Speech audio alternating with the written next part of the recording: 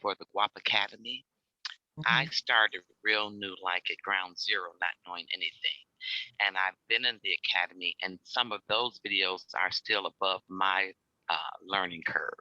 So I'm going to start at the very basics. So my goal is to master enough so that I can develop training modules. And then I want to write some grants. I'm a grant writer too. And so we're going to get together and we're going to identify some grants for the Guap Foundation and start writing grants. And hopefully, the way I'm approaching it, this is my second career. I'm an educator, and this should be easy for me to transfer the skills that I've gathered over the last 35 years and help the Guap Foundation, and thereby eventually leaving my legacy for my clan. So the goal is generational wealth, and I'm going to master WAP so that I can teach it as I teach other things in my sleep. But it's a learning curve, so it's like I've got to, since it's technical, once I do a module, I have to sit back for hours and let it kind of seep into every cell of my body so I can gain a better understanding. And I use my daughter and my sister as my guinea pigs. If I can't talk it to them, then that means I don't know it. And so the little that I learn and I'm adding to it, and I'm able to talk it somewhat better. So that's my ambition, is to be a GWAP faculty member in the academy, as well as a grant writer that brings in millions of dollars. Wow, Thank you that's so great. much. Thank you Oh, for You're welcome. thank, sharing.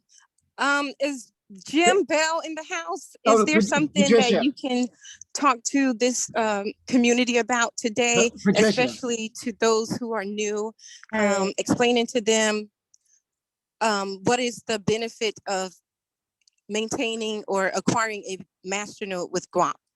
Hey, Jim, just, Travana's here. Do you want to go ahead? We'll get back to Jim in just a second, but I wanted to thank welcome you. Travana to the meeting. She, of course, is the founder of Guapcoin, and we've been having some interesting conversations about Bitcoin generally, but of course, now that Bitcoin's down almost 50% from its high, I think this is a very apt conversation. So welcome, Travana. If you want to just give us a quick introduction to the topic, and we can take it from there. Hey, how are you? How are you, everybody? To be totally honest and transparent, there's so many things that so many issues I've had with Bitcoin. But I didn't want to have to be the Bitcoin bad guy. If people who know me personally know I don't like to be the bad guy. I don't like to dog things out. You know what I mean? It because it did what it did with, and that's opened up the doors to the awareness that we're able to create our own currency. You know what I mean? And I think that people overlook that very part like it's nothing. And if anybody, black or brown people, should not overlook that portion of it. That this is a tool to help you create a financial system that is decentralized and that can bring people together on a whole new level. I think that's the part that's marginalized so bad about crypto, right? Um, then it's the spiritual side of me, which is always busting from the seams. I think Okolo's a lot braver to share his spiritual side these days. And I like to leave it down to, because I have enough hurdles, I feel, as a woman and as a smart woman, and but we all smart women. I have enough hurdles as all of these things, than to throw my woo-woo background in it and create yet another hurdle for myself. So I try to keep things in the closet. You know what I mean? And that's all of my true feelings. I tell people that all the time. I said, at the end of the day, when this is all said and done, when I finally write my book, it's going to be totally unlike what people think it's going to be about. You know what I mean? And they got to understand that this whole thing has been a spiritual journey for me more so than it's been a financial or anything else. So, but however, one of the things that I truly believe, and this comes from my spiritual background as well, is that the thing that you create is an extension of the creator, of, you know, whoever created it, right? So if you want to find out the nature, the personality, or anything of what created anything, you got to look at the thing that was created. So if you want to know who made Bitcoin, you got to look at Bitcoin, because Bitcoin is going to describe everything about its creator, right? And I just urge people to make a list, you know, of 10 things that you know about Bitcoin. You know what I mean? In terms of, if you were going to describe Bitcoin as your friend, or not as a friend, if you were going to describe Bitcoin as a person, make a list of 10 things that you know about Bitcoin and as a person, right? And this is going to give you a little bit clearer evidence on who and what Bitcoin is, or what energy Bitcoin is, right? So for me, my 10 things about Bitcoin, because yeah, I know a lot of stuff about Bitcoin, obviously, is the number one thing that I know about Bitcoin is what really made Bitcoin what it is today is the criminal underground, right? And we know levels of the criminal underground. We know the Silk Road, we know the drug trade, we know all of that. But what we don't know, and this is a big part of it, and if you do some Googling and you go back to maybe like 2013, 2012, 2014, you're going to find human trafficking. You're going to find organ trafficking. You're going to find a lot of horrible things. You know what I mean? And these are the things that they don't like to talk about. You know what I mean? So, you know, you always want to go back and look in the closets, right? And see what's behind the veil. But these are the things that they don't talk about. So you see a lot of things. So when working on Guapcoin and developing Guapcoin, I always wanted to make sure that Guapcoin does not become a vehicle of any of those things. You know what I mean?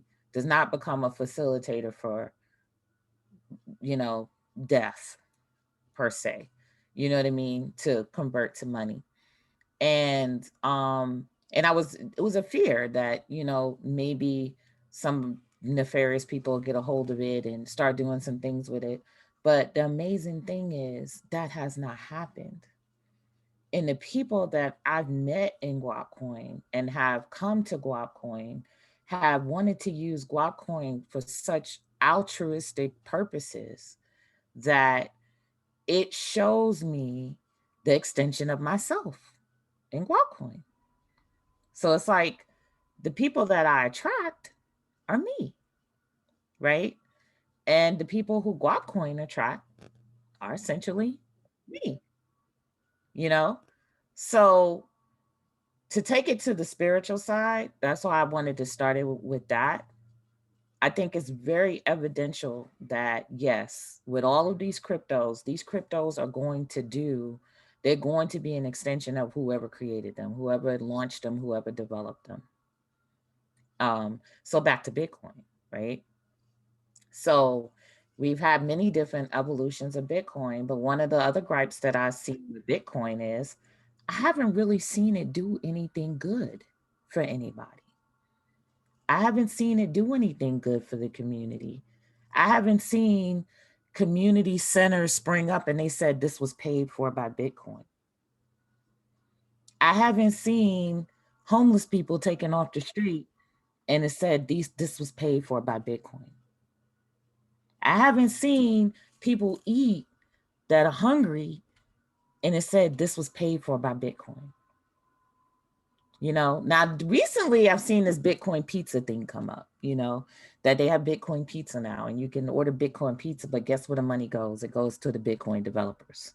You know what I mean? So again, I've yet to see anything good come from Bitcoin. So I just want you to think about that. I want you to sit on that for a while. You know what I mean? I do want you to sit on that. So another thing, these some interesting things. I want you to do some digging, right? It's funny because I did a presentation called The Future of Money, and it was about money and the creation of money. And I put things in there that just now pop back up in my head, right? So, you know, years ago, back in the mid 1990s, there was something called, what was it called? Cash, what was it called? Cash, thing. I had it in my head. But at any rate, it was supposed to be like a digital currency. It was one of the first in 1995, believe it or not, 1994, right? It was cash coin something. And it had a coin, right? But it was all centralized. It was all going to be, it was a payment system, that a digital payment system that had its own coin, right? It didn't do well, and likely because it was centralized. It didn't do well, or maybe been way ahead of its time. Well, guess what? That technology wound up being sold to ultimately. Ultimately, the technology that was this particular platform was absorbed into PayPal, right? Think about it. Who's one of the biggest influencers now in crypto? Elon Musk, former co-founder of PayPal, right? So Bitcoin leads back to all of these payment processor gurus who are now online pushing Bitcoin. Even Jack Dorsey, founder of what? Square, right? Which is what? A payment processor, right? So all of these are payment processors that all came out roughly around the time that the Bitcoin white paper came out. So one or two things. Satoshi Nakamoto could actually be a conglomerate of payment processors that figured this out as a way of, becoming future forward and capturing the market to come in social media. You know what I mean? And put out this big, huge payment system, which now became known as Bitcoin. And not only that, but financially benefit from it in a huge way, just by being, the creators and anonymous creators. Of course, they're going to remain anonymous because now I've benefited so much off of this payment system that I I don't have to pay any taxes on it. You know what I mean? And all I have to do is wait until I can come out the closet with with the fact that I'm benefiting from this. And not only that, Elon Musk just recently pulled a big one on people that most people who know anything say it looks pretty much like a dump, that occurred to save him from the tax liabilities of the profits they earned from the bull run. So there are so many old school corporate money games going on right now. So that's yet another thing to put on the Bitcoin list, right? Maybe number three, number two.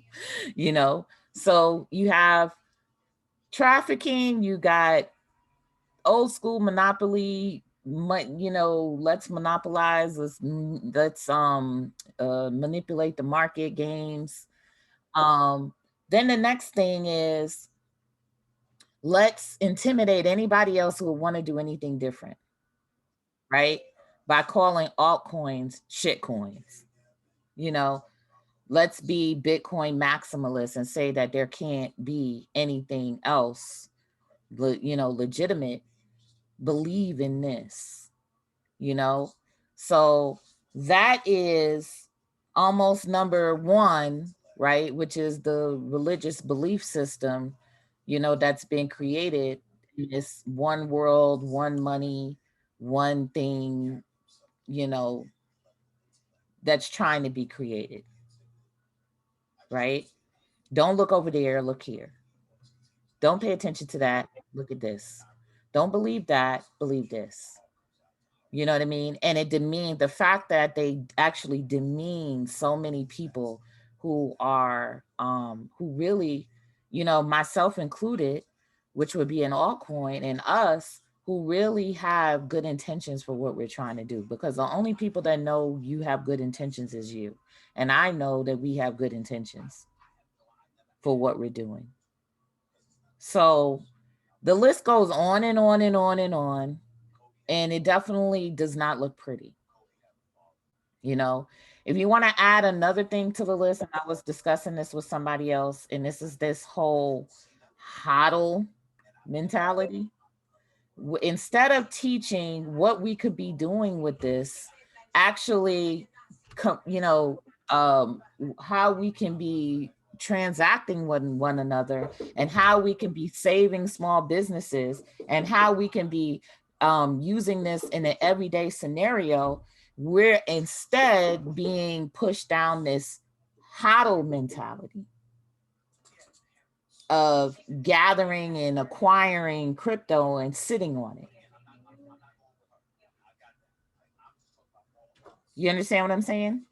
And at the end of the day, what winds up happening is, what do? They go the extreme opposite, because hodl is extreme. So the extreme opposite is dumping. So you go from this huge volatility, you holding on to it, then you dump, you hold, you dump, you hold, you dump. You know what I mean?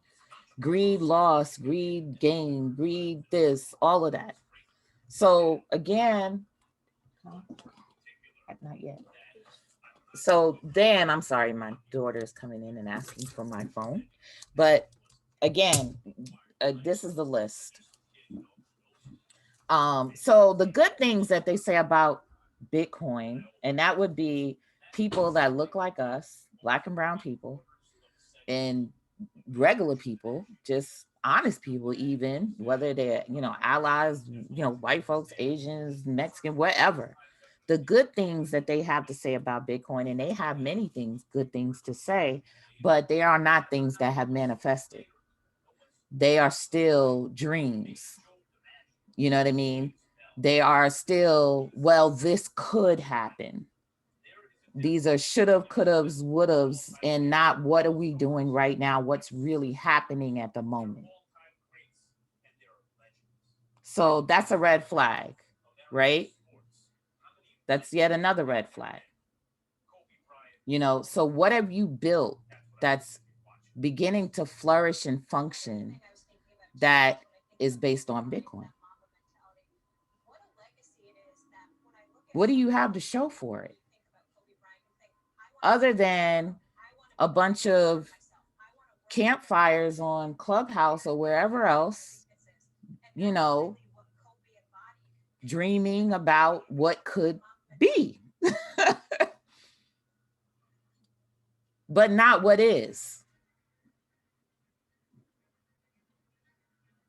So, you know, I didn't want this to sound like somebody said preach, Gillo said preach. I didn't want it to sound like a preachy thing. But let's be realistic.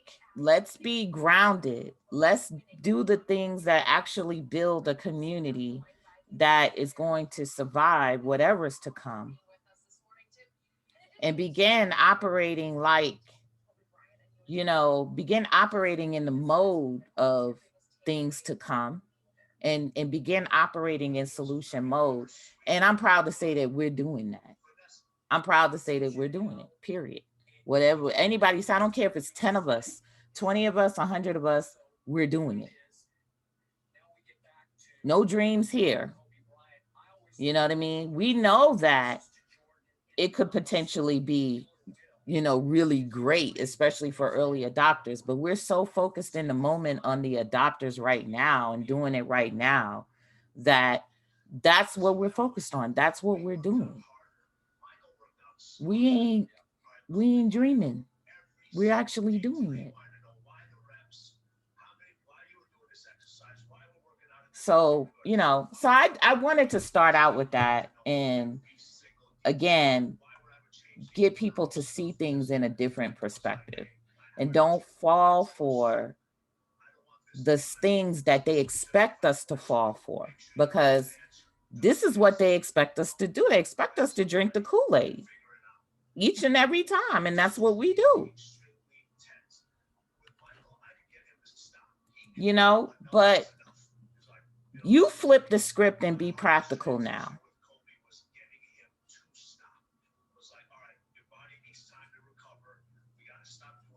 So, you know, I wanted to start it with that. We talked, and Cole and I talked about the numbers, and we talked about, you know, that, and the numbers are really good, but I think there's just so much evidence even beyond the numbers that speak to the legitimacy and of what we're doing. I'm sorry. Can you turn that down? That's really loud.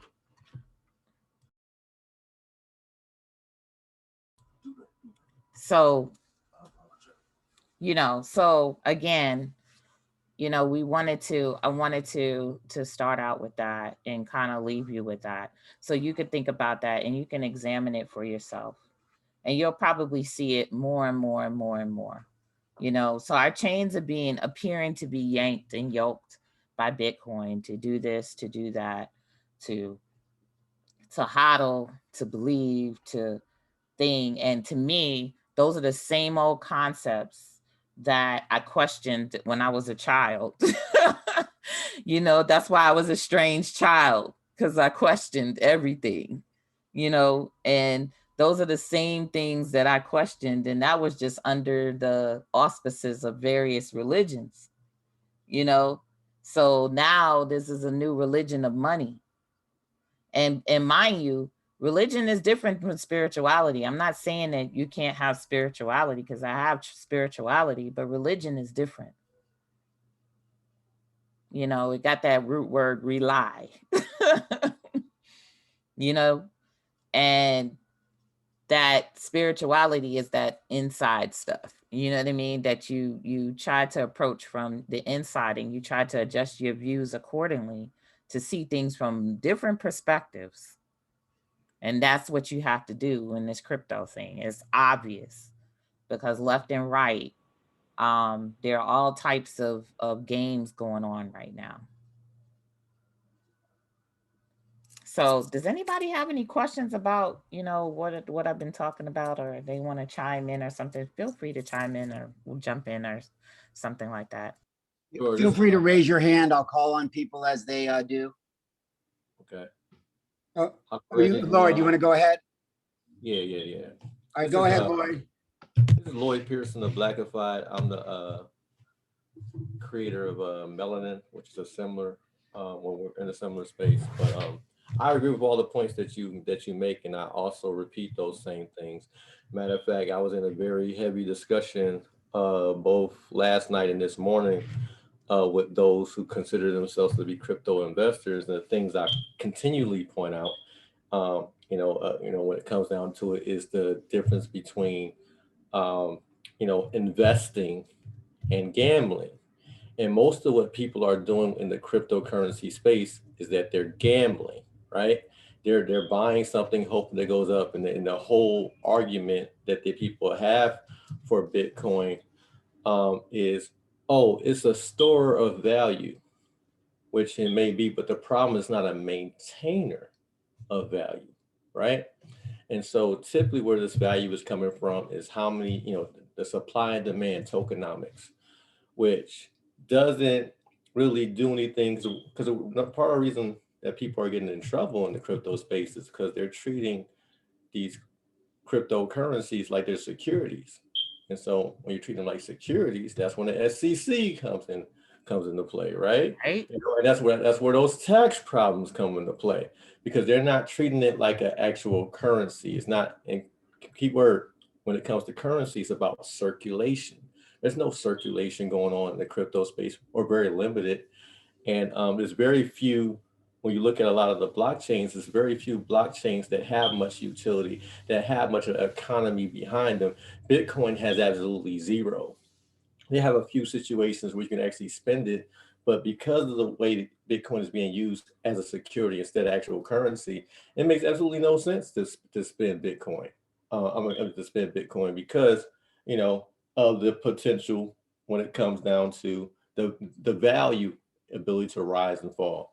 And so, in my opinion, in order to have something that's going to actually be utilized as a utility, you have to have something that has more of a stable value. And really what in my opinion, the holy grail when it comes down to currency is when prices are actually based on the cryptocurrency itself instead of its correlation to value in US dollars. So as long as we continue to value everything according to US dollars or any other fiat currency, then and that's not where that's not where we should be going toward. We should go into we're basing our prices on a particular cryptocurrency. And Lloyd, then we can develop independence. I'm so sorry. I'm going to let you continue, but I'm almost finished. Daryl Mooney just came into the room, and I'd like us to have a moment of silence. His father passed away today, Paul Mooney. Oh, yeah. Yeah. We'd all like to spread our love to him. So just a few moments of silence, please. For sure.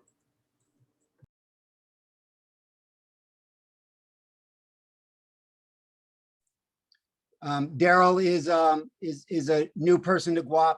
He's understood the process and the vision, and I just want to say appreciate you, and all of our love goes to you and your family. Go ahead, Lloyd. Yeah.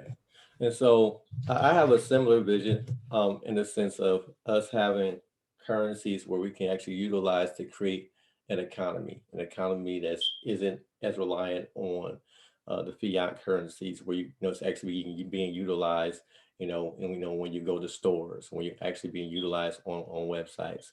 And for whatever reason, most of the development has been focused on just ways to kind of keep flipping the coins instead of actually involvement in commerce. And I get that some of the issues because of some of the transactional speeds when it comes to processing transactions on the blockchain. Like, for example, I know Bitcoin, you're limited to about 3 transactions per second, as opposed to when you're looking at Visa, which is like 20,000, right?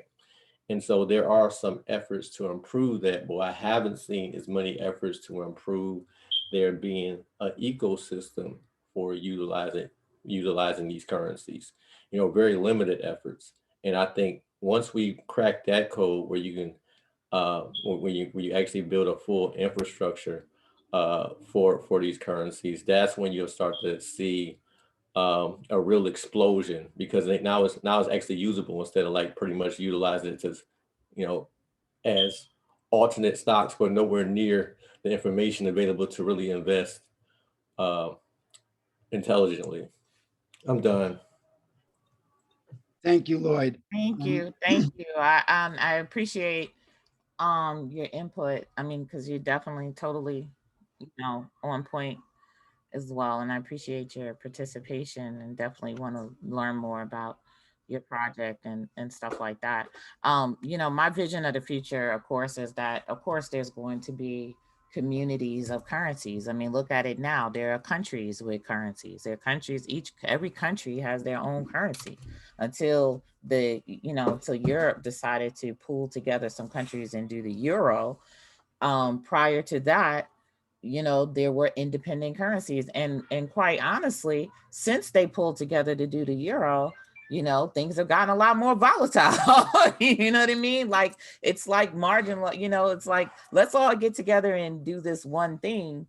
And then there's the rebellion because people cannot express their individuality in their own, they can't identify with something, culturally identify with their input of what they're inputting into the world. And that's what this is all about as well. It's like, what am I inputting into the world?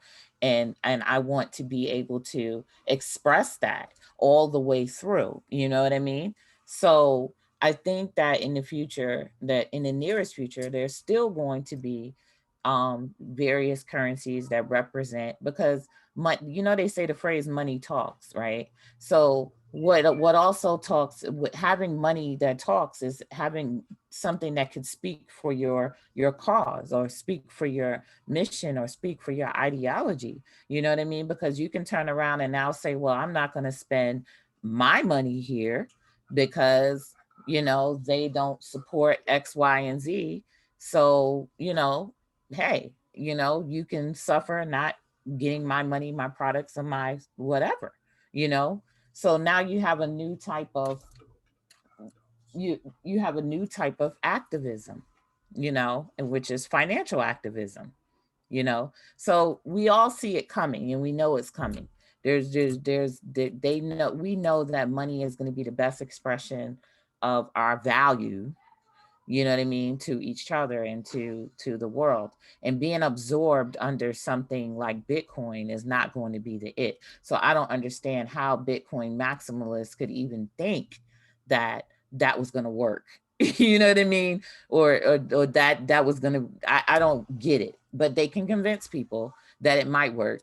And in the meantime, while they're convincing you, they're sucking up all your energy to so they can harvest and utilize so that they can get richer, you know what I mean, and whatever, you know. And there's been many things that have broken down the tokenomics. Well, it's scarcity and it's 21 million and da da da da da and blah blah blah. We all know that honestly it's at that point when it's so scarce, it's a Ponzi. You know what I mean? When something is so scarce, it becomes a Ponzi. So whoever can suck up the most of it at the top, they're going to continue to suck up the most of it, while the others at the bottom are going to pay the price. What do the people at the bottom pay? How do they pay the price right now? Fees. You know what I mean? Literally fees. This fee for me is not going to be the same. It's not going to put a dent in a somebody at the top. That fee is not going to make a difference to them.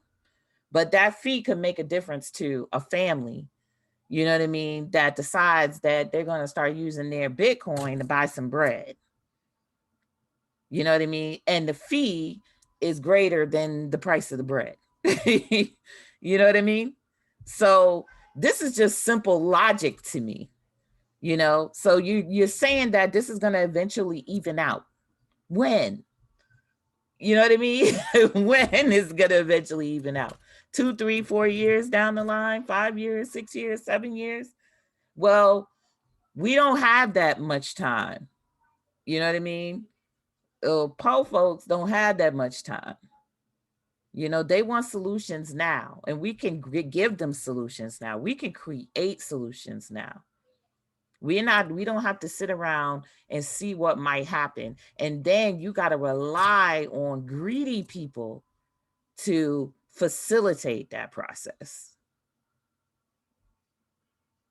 So, you know, so there's a lot. And it goes back to, I posted a statement from Malcolm X today. And it was so funny because I was like, it's Malcolm X's birthday. I need a statement from him. And then the perfect statement popped up. You know what I mean? And I was like, this perfectly explains what I'm talking about. Thank you, Malcolm. I just don't believe that when people are being unjustly oppressed, that they should let someone else set rules for them by which they can come out from under that oppression. So to me, that's Bitcoin in a nutshell. And Bitcoin maximalists, we got the solutions. We got the Bitcoin is the solution for everything. It's the solution for all your problems. You know what I mean? Okay, what are my problems? You don't even know my problems, because when I'm telling you what problem I'm trying to solve, you consistently asking me, what are you trying to solve? As though my problem is not a problem. So this is something that I personally come up against with a lot. You know, the people come to me and they're like, well, what is your utility? Are you freaking kidding me with this question? What is your utility? Utility is something that it enables, it helps you to do a thing. It is a vehicle, is an avenue for doing something. So you know what my utility is. It's plain as day. I'm not going to sit here and preach it to you. You could go to the website if you don't understand. You're not that stupid, and you're not going to gaslight me neither. So they do these things, and they've created this whole jargon that they feed to new people that come in. And these are going to be the new people that are the influencers of the other people. And they tell them this is what it has to be. And the funny thing is, Every single crypto after them done broke those rules. You got Doge, you got this, you got that. They broke all of those rules, right? Doge definitely broke that rule. It has so-called no utility. That's according to the creators of it. You know what I mean? Not the people. It's like we didn't create it to do this thing. You know, we just did it. You know, wasn't even thinking about a utility, you know? So these things came along to break those rules because, and it needed to be broken because this is the jargon that they're giving people so that these people will somehow feel like the superiority of Bitcoin. Or Bitcoin is superior, when anybody who has 2 eyes and 2 ears knows that Bitcoin is not superior. It is only the oldest, but it is not superior. Period. So, you know, again, you deal with these things, the same type of intimidation that they do to people, marginalized people, they will marginalize you in this space if you don't agree or you don't swallow the Kool-Aid, you don't drink the Kool-Aid, you're going to get marginalized, you know, and you're going to get, and this is the only space that I could say that even white guys in Silicon Valley can feel like bold enough to insult you. You know what I mean? Like literally, this is the only space that these guys will be bold enough to call you stupid. And I've seen it. You know what I mean? I'm like, this don't happen no other way. No other place in space and time will you just out and out call me stupid. And then you'll have a legion of Black folks behind you cheering you on because they don't know no better. They're drinking whatever Kool-Aid you fed them because you're the one that obviously is the expert in this. And we just don't know anything. So there's a lot of repetitiveness. And I spoke in the one of the interviews I did, I don't remember if it was Unstoppable Domains or one of the other ones. And I said that, and they even clipped that. It was Unstoppable Domains. They clipped it and they shared it because I said racism follows you wherever you go, into whatever you create and whatever you do. So it's not obvious,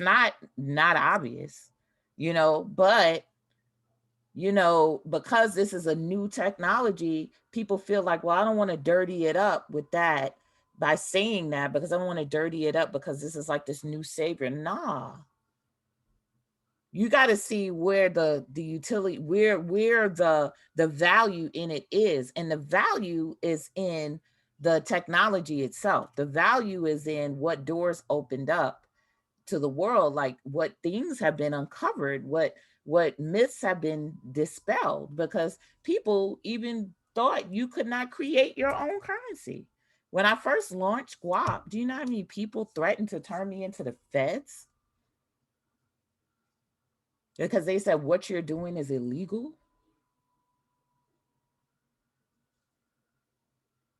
People don't know anything about currency. They don't know nothing about money. They don't know how money is made. They don't know how it gets value. They don't know anything about it. So they're almost caught up in whatever somebody they trust or they have faith in says about this thing. And why do they have faith? Because this person appears to have more. So let's talk about appearances, right?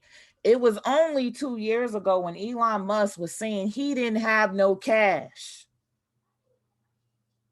He was crying on social media about not having no money, right? But I bet he got a lot of money now. I bet he got a lot of money freed up now to do whatever, because this is now pseudo anonymous money that he ain't got to have wrapped up in his in the stockholders and this, and he has to declare with shares and all that. This is free and clear money.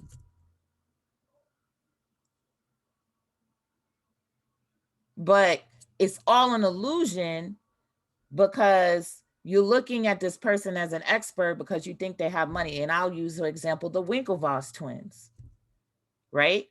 These are the two dum-dums that allow, what's the name, to jack them out of most of their share in Facebook, right? And too preppy, Harvard, my daddy paid for my college education, guys. You know what I mean? So of course they know everything, right? They know everything about crypto. No.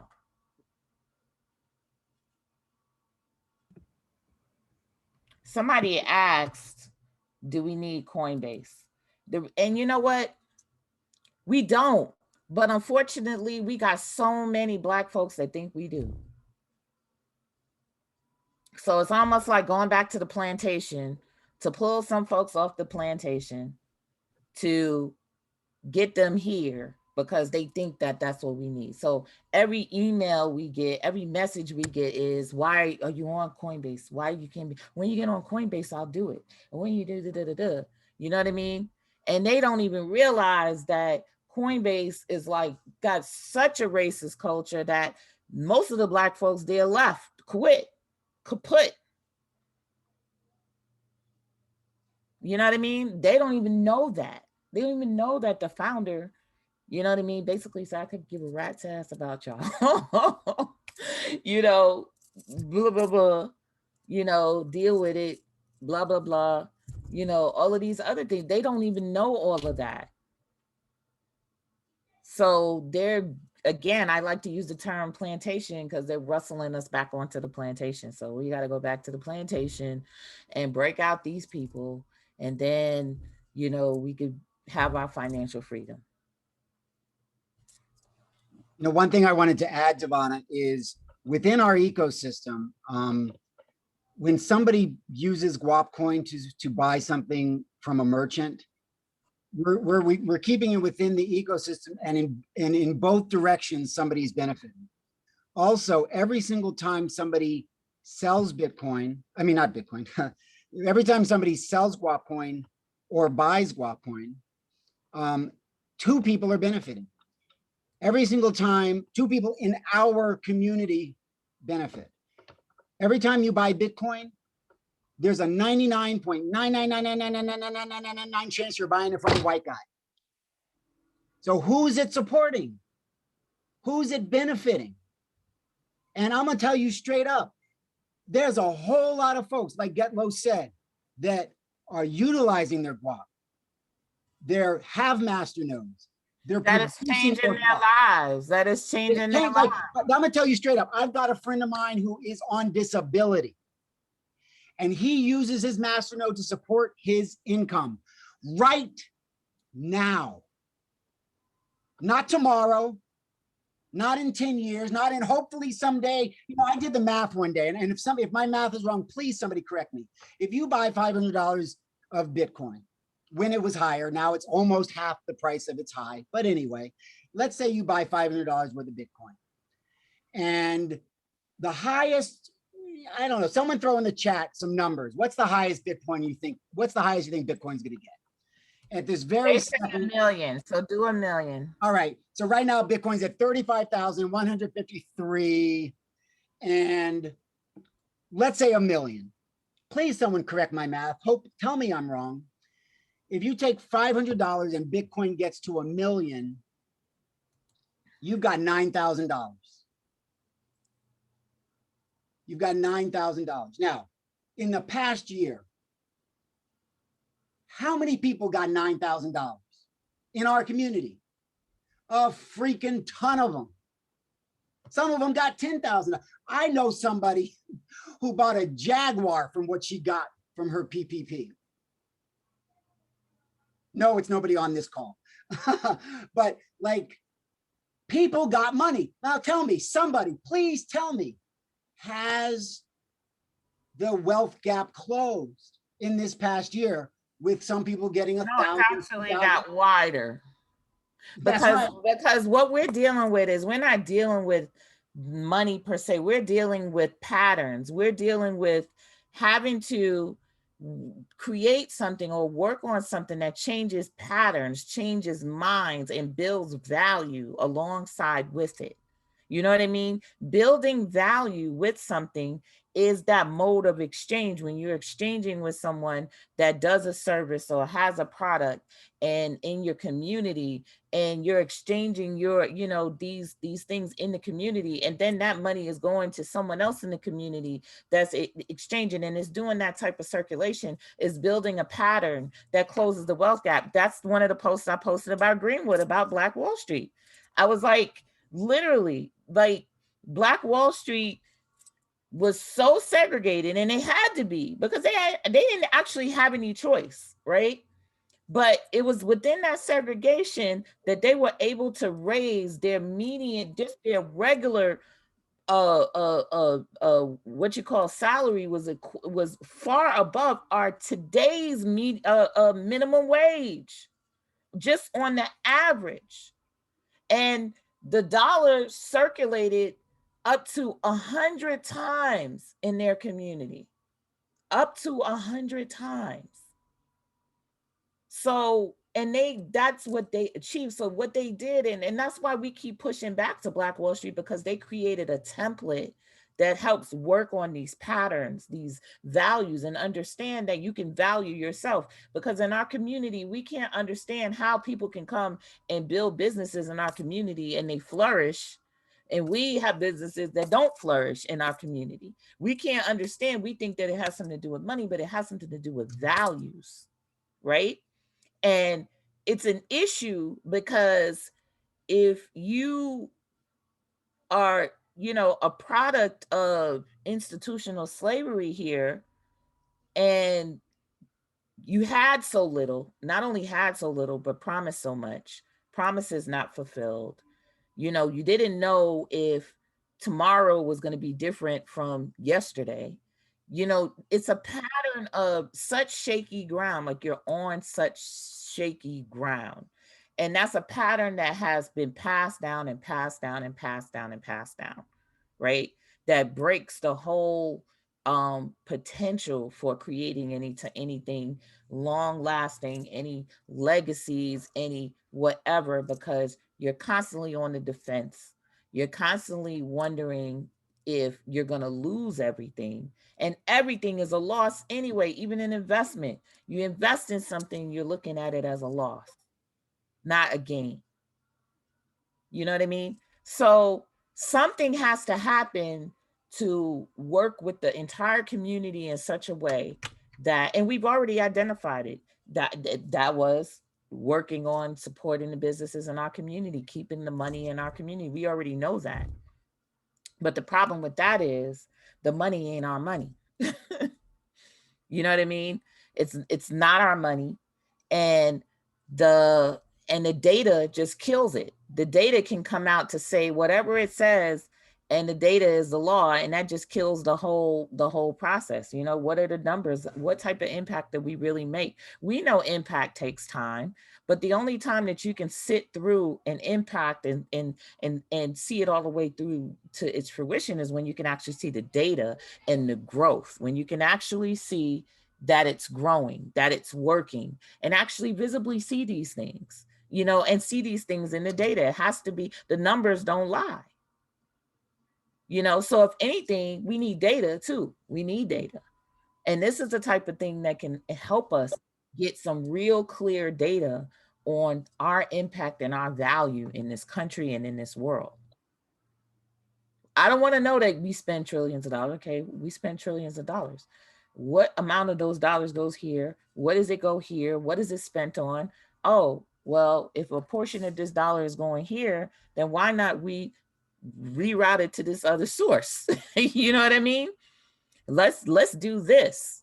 You know, let's do that. But you can do things like this with data that you can't do just relying on the dollar and what they tell you, because they don't want you to do all of that anyway, because that's way too empowering.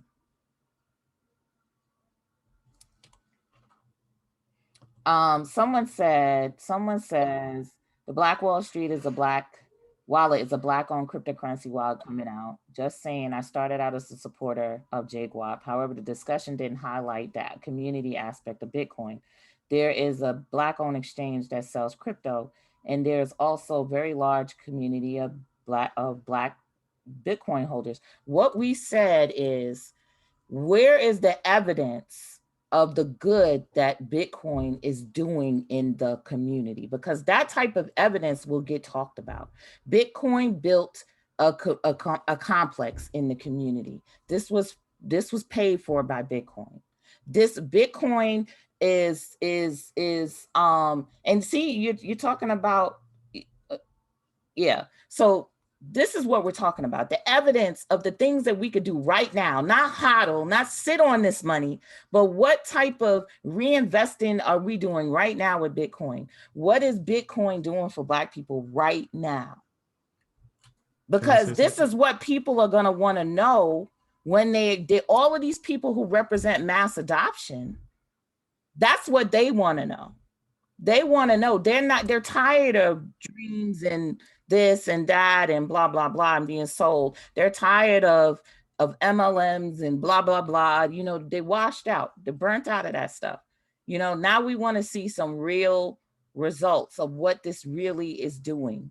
You know, where are the funds for businesses that are coming from Bitcoin, that are funding businesses? Who are these businesses? Are these Black businesses? There's still Black businesses out here trying to get money, trying to get funded for projects. But where is this money going in the community? What is it doing? Is it possible to say something? Sure. Is it, I mean, the way I hear things right now, it sounds like just to be maybe a Bitcoin millionaire or a billionaire or whatever in Bitcoin, it's not enough anymore. It's not enough for anything. It doesn't prove anything either. But just to be a rich Black person because of Bitcoin doesn't prove anything for what's actually being done for the community in which you're supposedly representing, because you have Bitcoin. So the switch from Bitcoin, I mean, from USD to Bitcoin is just as almost as, I wouldn't say useless to a certain extent, because learning about Bitcoin and knowing that Bitcoin is the next currency sounds about perfectly accurate, but knowing that there's a form of expansion past Bitcoin is an ideal to know, and that comes with the growth of an ecosystem. And does that sound about right? Right. An ecosystem is important. And right now, an ecosystem is not feasible with Bitcoin because of the fees and because of the volatility. And it's not, an ecosystem is not really feasible, not for us, not for on a certain level. It's not. And this is coming from a person that uses Bitcoin. Like, I use Bitcoin. I know what the fees are. I know how much, you know, I got to the point where if I absolutely have to use Bitcoin, I use Bitcoin, but I don't even look at the fees because I know I got to use it. But I know it's also costing me a fortune to use. I may have to, you know, and then even beyond all of that, me as a person, if you are a person that is, you got to go through a lot of hurdles to acquire a certain amount of Bitcoin anyway. You know what I mean? Literally. And I've been there and done that. And it's not easy for us at all. So, but there are people out here, again, this is pseudo anonymous. There are people even in our community that are saying that they are sitting on however much, they call themselves Bitcoin millionaires, billionaires, whatever. Well, we really don't know that's the case. I know real millionaires and billionaires, and they don't got any Bitcoin. You know what I mean? But again, the pseudo anonymous nature of it, they can get up there and tell us anything. They can sell us any story. So we can't even sit here and say, let's see the data. But guess what? With Guapcoin, with something that is definitely targeted towards what we're trying to do, we can see the data. We can see the data now. We can begin to dissect the data and say, wow, this is doing this, this is doing that. We can do that right now. You know, Tamana, one thing I wanted to mention, and there's some people that just might know Guapcoin. Oh, wow, that's cool. That's a Black crypto. But let me explain to you what we're really doing here. So we are actually, we've already voted on it. It's already going to be set up on the blockchain. We're creating a treasury where a certain percentage of all of the rewards that we're proof of stakes, we have masternodes, a percentage of all of those rewards are going to go into a treasury. And the purpose of that treasury is to support Black businesses, to do grants, microloans, scholarships, just to support the Black community. You know what, Okolo, can I stop you real quick? Because you already said something super important. Vote. And we already did that. Yes. We're already using a use case that is useful to our community. We voted. Before we even get down to what we're going to use the money for, we took step one and we voted. You know what I mean? So we probably can technically say that we're the first Black group that actually voted on the blockchain, right? For in this country. So outspoken democracy too. Right. So we already are doing stuff. We've already made history. So we don't even have to project all of the dreams and the visions all the way down the line. We did stuff yesterday and last week and the week before. That is phenomenal. Right. So by somebody's math, we're going to have approximately 100,000 guap every month that we're going to have to spend. We're going to have to spend it.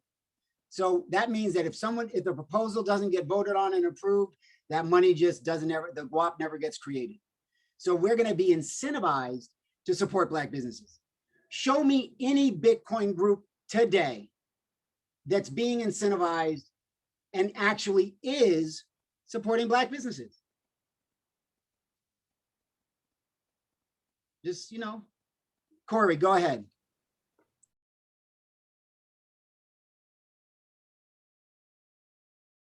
Yeah, sorry about that. Can you all hear me by any chance? Yes, we Hello? can. Yes, I can hear you. Okay. Sorry, about disconnect. I'm off on Guap. I kind of texted her earlier. I really didn't have to come into the meeting to say that. I do promote Guap, preach Guap, but I kind of felt like the information was kind of one-sided, and it wasn't all entirely true. There is a very large Black community that's involved with Bitcoin, and not just the Black Bitcoin billionaires. I think that's who you're referring to. That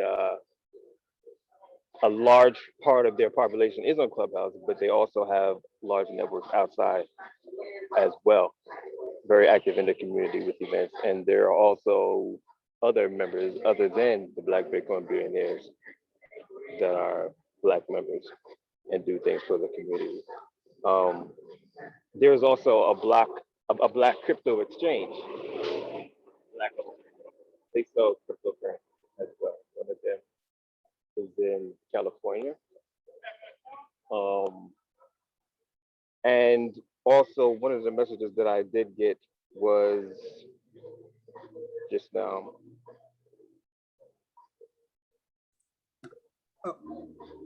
I'm sorry, go ahead. Oh, I was just going to ask, I admit my ignorance, but I'm just curious, what's the market cap of this Black exchange? When you say market cap, I don't know, does it have a value? Is it making money? How much money is transacting through it? How much Bitcoin has been purchased? I don't know the numbers, but I know that, I don't know much about it, so I want to be educated. I don't know their numbers, but I know that I do purchase Bitcoin from them, from that exchange, and it goes straight to my wallet. It's Black owned. And also the Black Wall Street wallet, right? That's coming out at the end of the month. And I actually thought that Guapcoin was going to be one of the featured coins on that wallet. It is an assumption, but I assumed that Guapcoin would be included in there. It's an assumption. That's not true. Okay, all right. Well, that is good to know, because that's what I've been telling people, that they should get the wallet so that they can get Guapcoin. Now, I've been telling people that they should get the wallet because they should get the wallet. But or that it's a good thing. I personally, know Hill, and I think that he really earnestly, definitely, he earnestly has a lot of love for the community and feels that this is going to be an impactful thing and wants it to be an impactful thing. But I also know that no, Guapcoin is not in the wallet. But I also know that this was something that was in development before he was aware, or before they were aware of Guapcoin like that. But the problem is, key people are not being made aware of Guapcoin, and it's a purposeful thing. And because I'm here on this side, of course, I'm going to know because I'm on the inside. I know. And I know that people are deliberately not telling people about Guapcoin and steering them away from Guapcoin. So, this is something I don't like everybody who knows me, I don't like to really ruffle feathers and create a whole hoopla, but I've been forced to do so as of lately. Because if people don't know, they don't know. You know what I mean? And an injustice and a crime keeps continue to be committed. Somebody eventually is going to have to croak and say something. You know what I mean? And if that's me, then fine, that's me. But even a Colo will tell you, I don't like to ruffle feathers, especially with people who look like me. You know what I mean? However, there have been key people who have been in a position to even just look into Guapcoin, and they've been stopped at the gate with, nah, don't look at that. They don't have any use case. They don't have any this, they don't have any that. And this is not white people telling them this. Can I respond to Corey? So one of the things that I was thinking, and this is what I feel, and this is what I tell people on my side. I don't know if you can consider me a Bitcoin maximist, but I would like to be considered a Bitcoin maximist and also a Guapcoin maximist as well. I don't think that they have to be separate. One of the things that when one of the things that I'm fearing just from this information is that the people that are involved in the call won't even look into Bitcoin anymore. And as far as when it comes to closing the wealth gap in the Black community, Bitcoin is one of those tools that can help. I'm not saying that it's Bitcoin alone, but if we don't use that within our cryptocurrency arsenal, there will be a larger gap. Corey, Corey, but, I have a question for you. Corey, Quick, Corey, I, Uh-huh. I just have a statement with that. All right. I've been around this for a very long time. I use Bitcoin as a utility because Okay. there's developers, there's licenses I have to pay oftentimes, different things, everything in the crypto world. It could be tied to Bitcoin. So I use Bitcoin. I'm not just a passive user. I probably use Bitcoin more than anybody on this call. You know what I mean? So I know a lot about Bitcoin. I'm also, quote unquote, an insider, and I know a Understood. lot about what goes on the inside. So when I speak my truth of what I'm speaking from, it's not necessarily that I'm trying to speak in attack of anybody who wants to try it and wants to do it, because I'm all for the freedom of everybody doing whatever they want to do. But I know for a fact that the people who are the biggest handlers in this, they don't want us to have that freedom. They don't. When you say the biggest So, handlers in the Bitcoin realm, handlers, promoters, the whatever, they don't want us to have that freedom. Also, when you mentioned that, like for example, you mentioned that there's a large community of those who hold Bitcoin, and even when you mentioned the exchange, that's like the equivalent of saying there are Black-owned banks. That there's people, there are wealthy people or rich people, who have U.S. dollars, and that's kind of not really the point. The point is when it comes down to in this crypto space, it's supposed to be about empowerment, and not just from the standpoint of you know having something that increases in value, but having something that creates value as far as having something that continues to create money, continues to create wealth, not just in raising value, but the way you make money is you got to have some type of residual income that's coming in, not just, oh, this goes from, I'm hoping that this is going to go up, because no one, those people don't have any control over on how well Bitcoin does. None of those people do. You're pretty much buying it and hoping that it goes up. That's what you're doing. And when you're buying, you're hoping something goes up. That's not investing. That's gambling. So a true, like in this particular situation, like we're talking about Guapcoin. Guapcoin, you have a chance to actually get involved. You actually get to play a part in the success of it. You get to play a part in actually how well and the value of it. So you actually have, you have a stake in how well Guapcoin does. So therefore, you can actually buy Guapcoin as an investment. But that doesn't mean that everyone that buys it is actually investing. You can buy anything that you buy ignorantly is a gamble. And then you can buy, so two people can buy the exact same asset, I'm saying with quotes, by the way, buy the same asset, and for one it can be a gamble, and for one it can be an investment.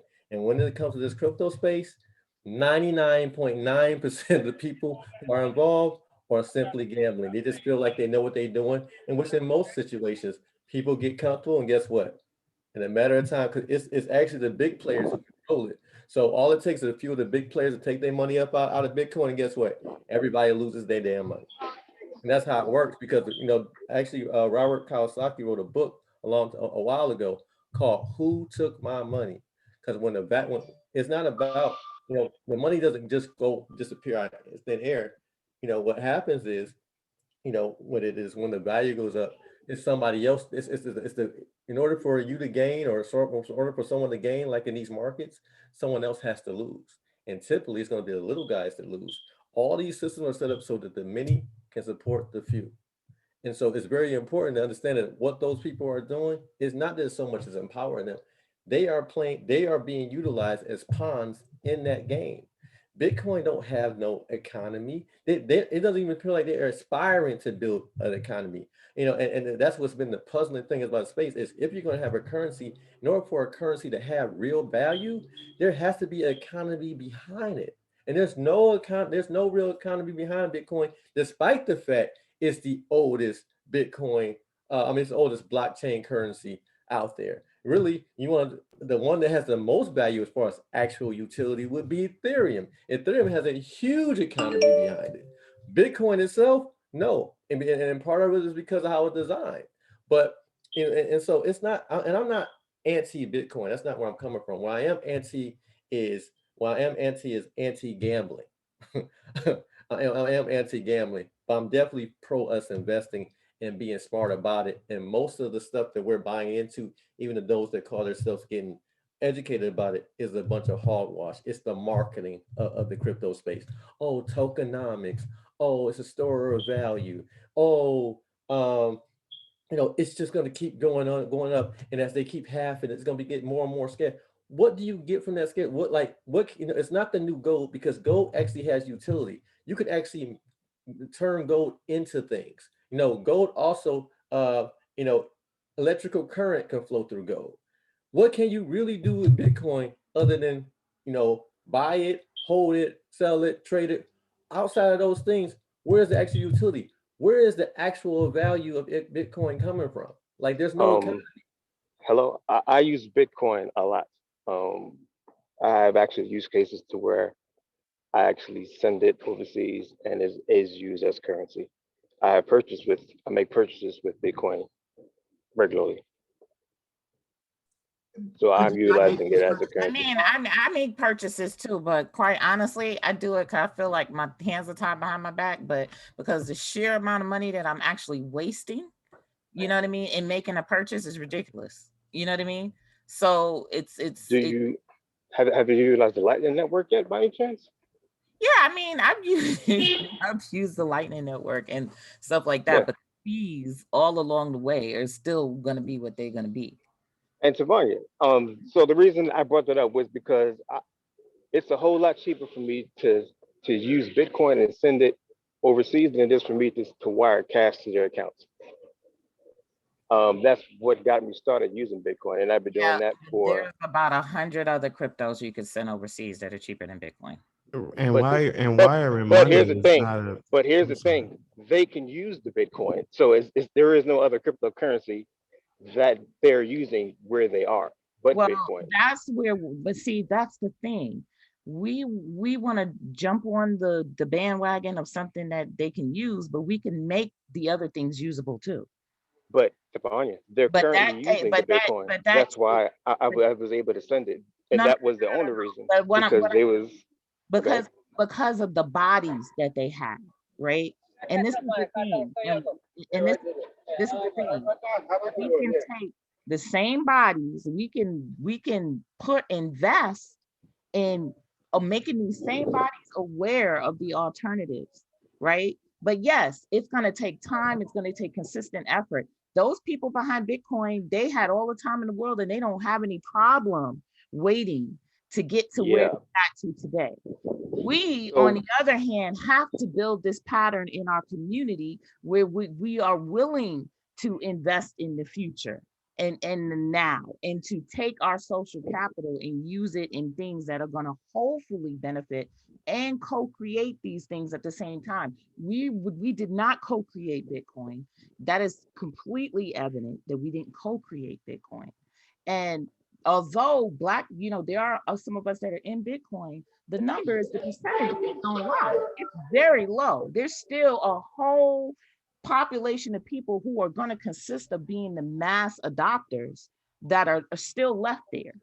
You know what I mean? And are still questioning whether or not this is something that's big enough or different enough from the system that I'm trying to run away from. Stefania, I'm with you, right? But again, when you say that we didn't create Bitcoin, we don't have to be in that number to create Bitcoin. And honestly, we don't know who created Bitcoin. We don't know who Satoshi Nakamoto is. Well, I explained something earlier, Yeah. and it's maybe a little bit different, but my grandmother always told me the proof of the pudding is in the crust, right?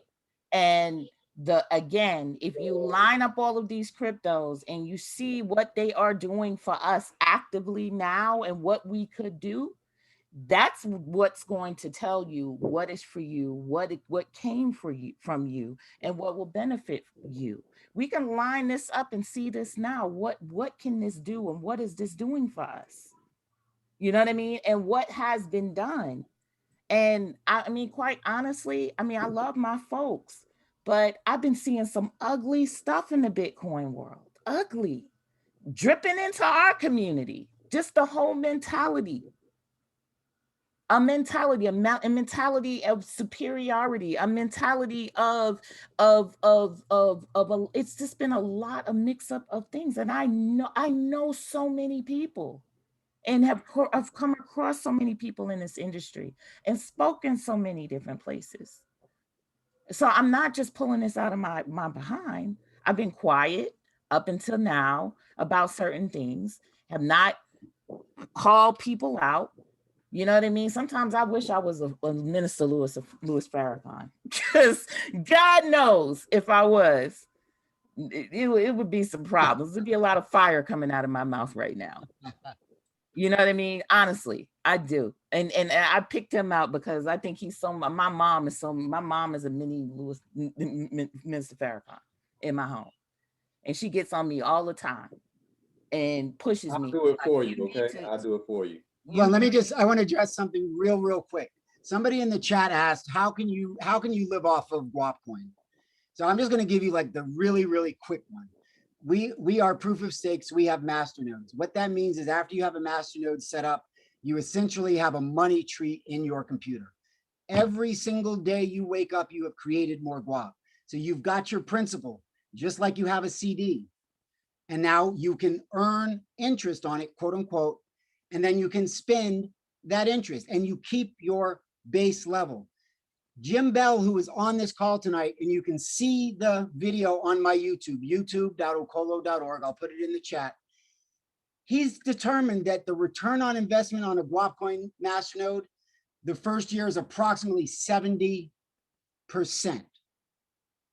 70% without the coin increasing. We were under 2 cents. I was telling everybody who would listen, buy as much as you can under 2 cents that you can afford. And I would joke with people. I say, I don't want you to spend your rent money. I want you to spend your sneaker and weed money. And people would sort of chuckle and laugh. But the point is, like, if you can go waste that money, you can go put $100 into guap. Like, I'm not saying you go put $10,000 in Guap. No, just everyone go get $10, $50, $100.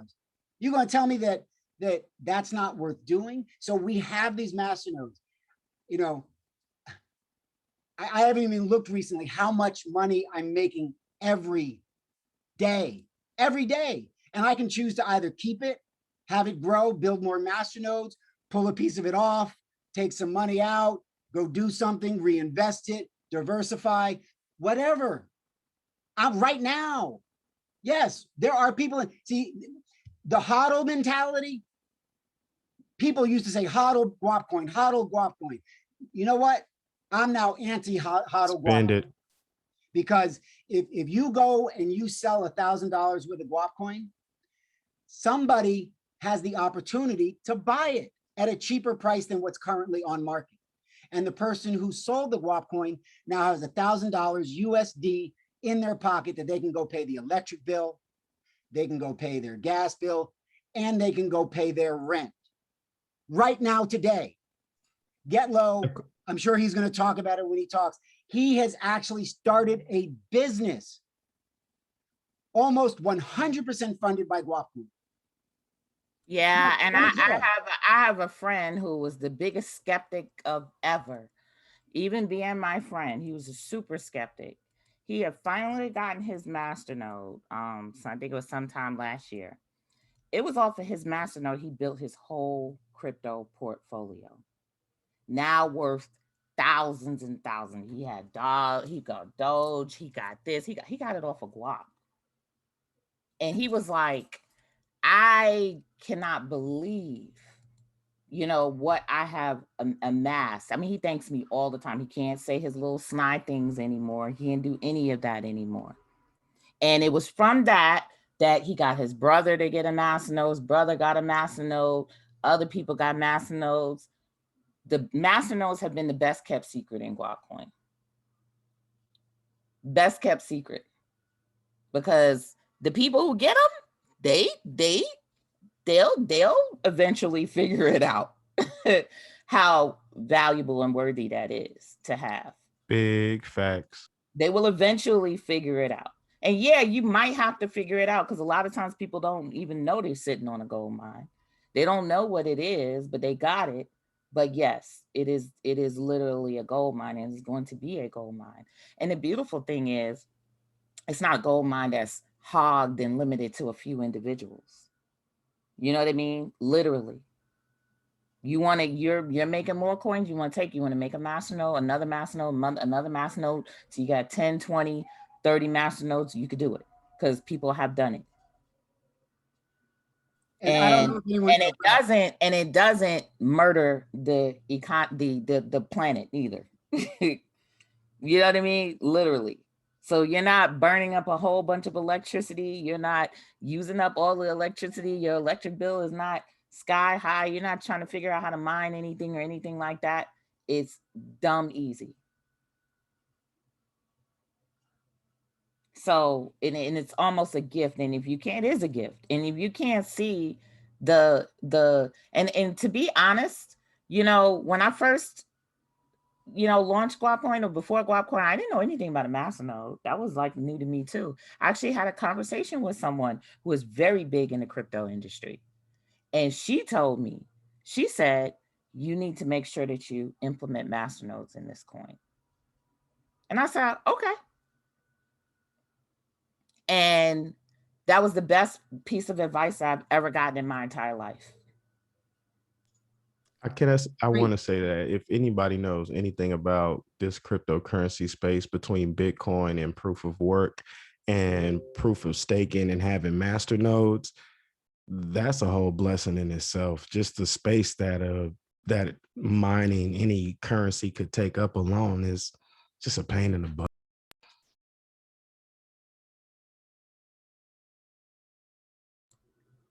Right. And it doesn't X anybody out of the industry. Mining X's people out of the industry. I mean, we not only we are so for the people that we have figured out all kinds of creative ways for people to earn masternode rewards. You can buy a full masternode Don't touch anything, have it fully hosted. You could self-host your own masternode. We've got something called Grow Your Guap, where you can put as little as 1,000 guap, and start to earn rewards. We have also Having a master node yourself makes you a bank, right, Acolo? oh man. And then I've even created a way to help people finance masternodes. You know what? I got a testimony for this bank, right? I tell people and they don't believe me. I have less guap, less masternode than anybody around. You know why? Because I took all of mine to build this. I didn't get any money. You know what I mean? Didn't get any funding. This built what we have today, right? What we got ticking, paying this, doing this and doing that.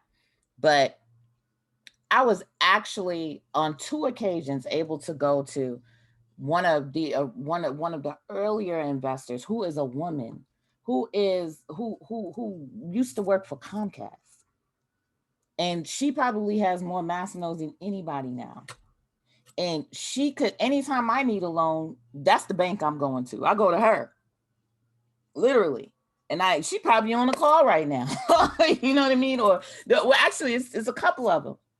But I literally have somebody I can go to now when I didn't have anybody I could go to when I started this. But I have somebody I can go to now to say, hey, I would like to get this done. You know, we need to get up the funds. They don't have to give me $1 in USD. We could get this all done with guap.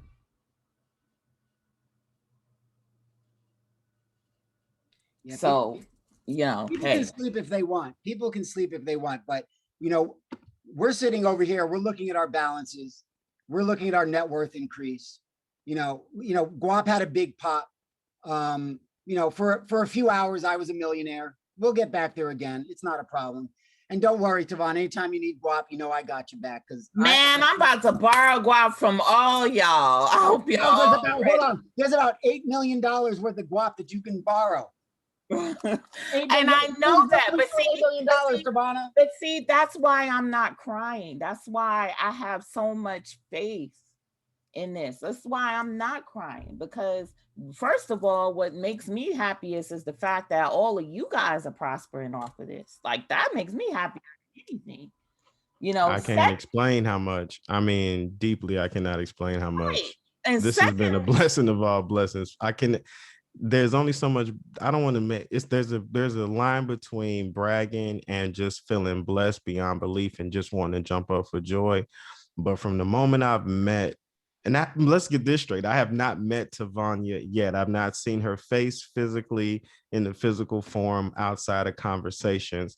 And from the first conversation to this very moment in which y'all are hearing right now, this lady has not laid one thing that has not happened yet. And I know once you get into this space and you start respecting how hard it is to put together such a community like this that's genuine, you will only appreciate how far we are going to go.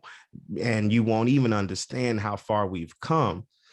It's a community beyond money and investing. We're not just looking for the next person to come in with a bunch of money and buy a bunch of Guapcoin. That would be great, but it would also be good to find the next person that already has a drop shipping company that's already put together that can put us in line with shopping with Amazon and Walmart and stuff like that, or another Black business that's willing to expand out into the nail technician and bring those kind of things together. Because getting this coin and transferring it to Bitcoin and then transferring this coin into United States dollars, that's not the plan. The plan is to get these coins, get Guapcoin, and live a life of being able to buy life insurance or pay rent, or being able to at the least have to pay your utility bills, at the least have to pay your utility bills by changing your guap into United States dollars. But other than that, buying clothes, shoes, and cars and things like that, that can all be done in your community. A lot of us may not be in big cities, and I'm gonna walk off with this one.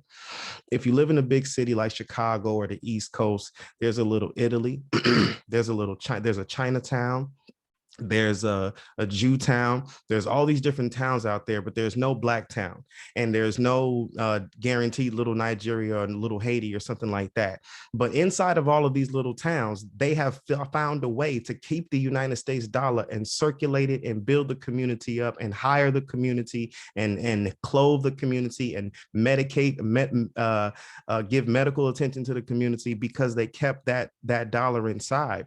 Well, this guap coin and this currency and this development and this project that comes with the coin and its organic build gives us all the opportunity to open up and be a true tight knit business and build a little guap coin in this crypto community that is here that doesn't have us on it. That's all. You know, I just real quick, I just want to show you guys something. You see this shirt? I like Guapcoin before it was cool. Yeah, purchase with Guap. You see these shoes, these sneakers? Purchase with Guap. You see this light right here? Purchase with Guap. I mean, I could go on and on. And not only, I'm not talking about just the Guap that you can turn into USD and utilize right now today in our economy.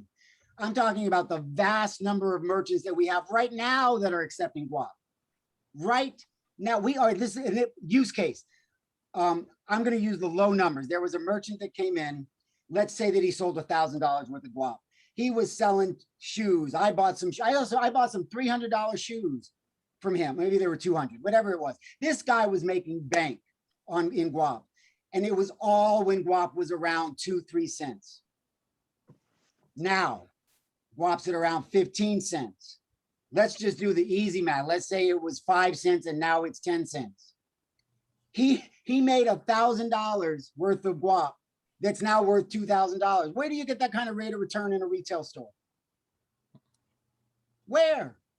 So yeah, and eventually it's going to go through its next evolution where it's going to even out and bottom out and be stable and this, that, and the third, because you know so many people are in it and we're just using it and we'll evolve into another state of being. However, we would have built the foundation that still keeps generating and it still keeps reinvesting in itself to create more and to fund more and to get, we've already built that into the base of it.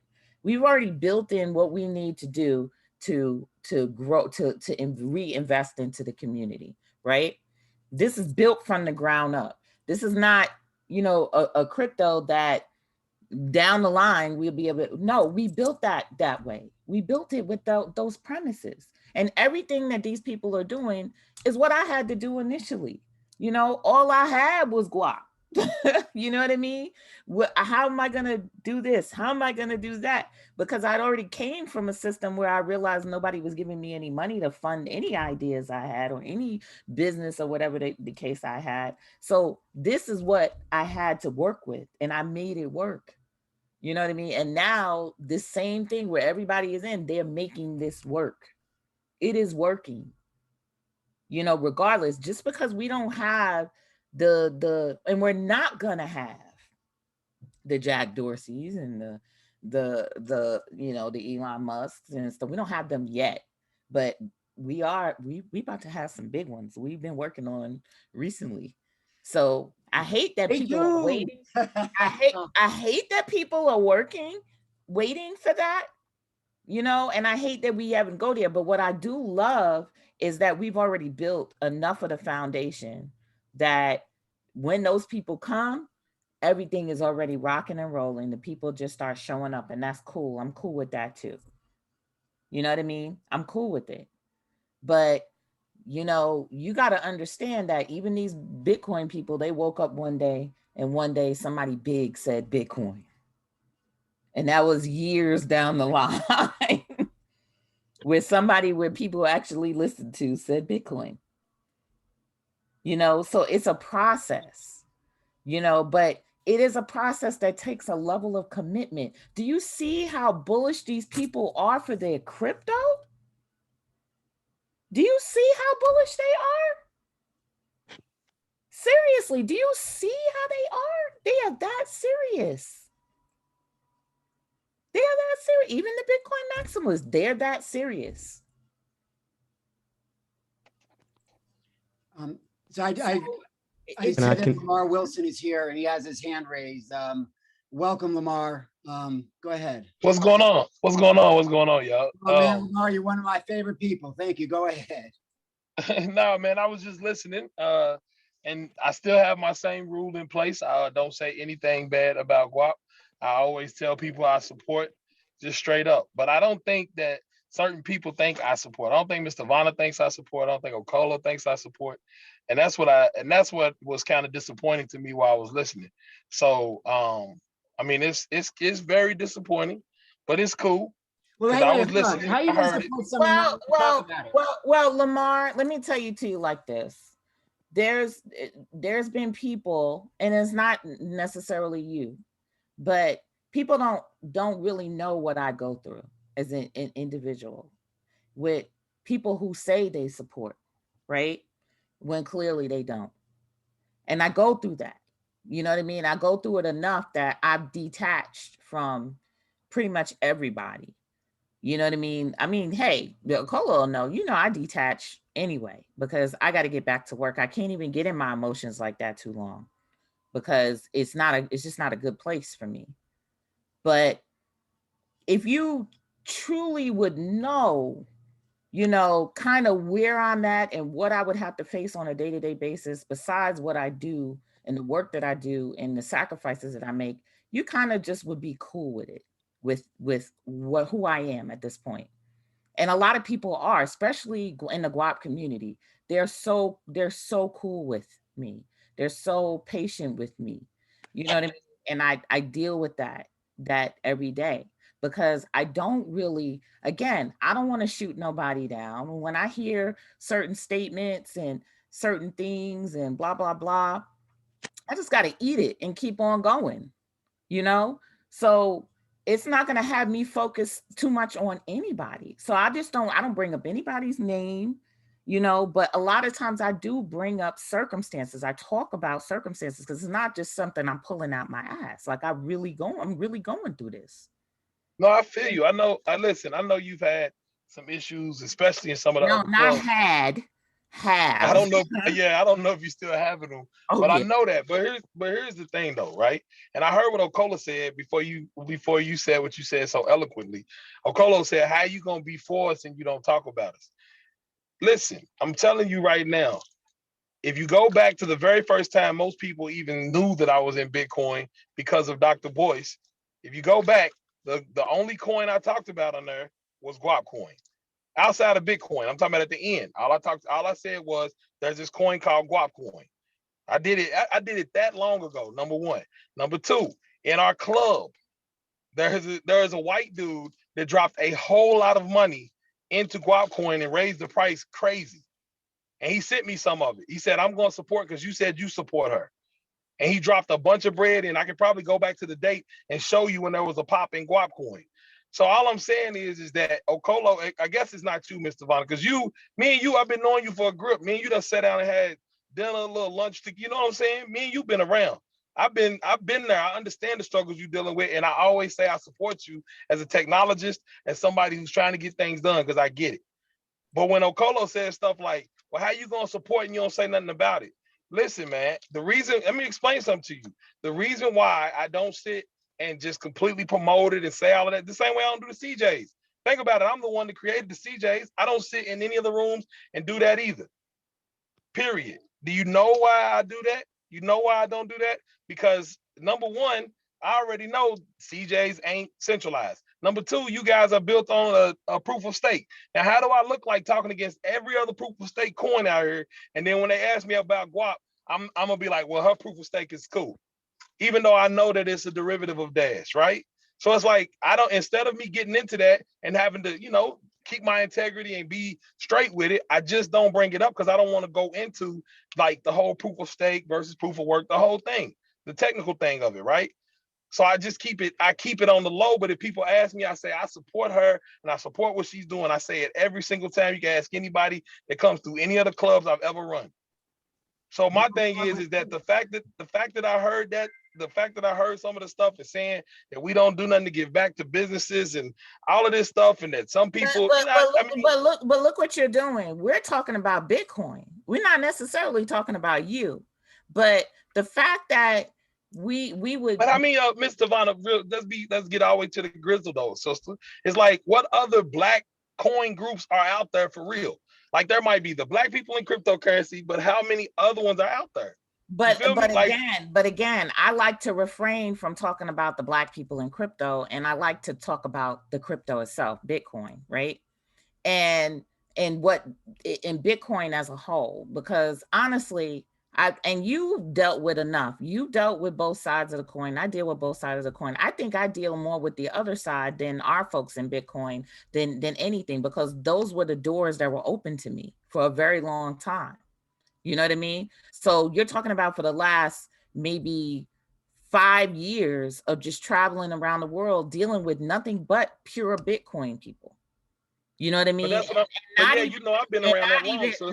Not even just pure Bitcoin people, but the executives at exchanges, this, that, and the third. These are the people that I deal with, like on a whole.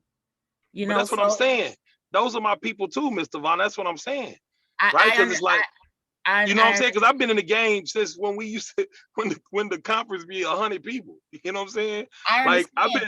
But the other perspective that I'm facing when I'm dealing with our folks in Bitcoin and in the Bitcoin world is not only just being a person of color, but being a woman. So I'm getting a double dose of energy that other people are not getting. Facts. You understand what I'm saying? So my perspective is not going to be like yours.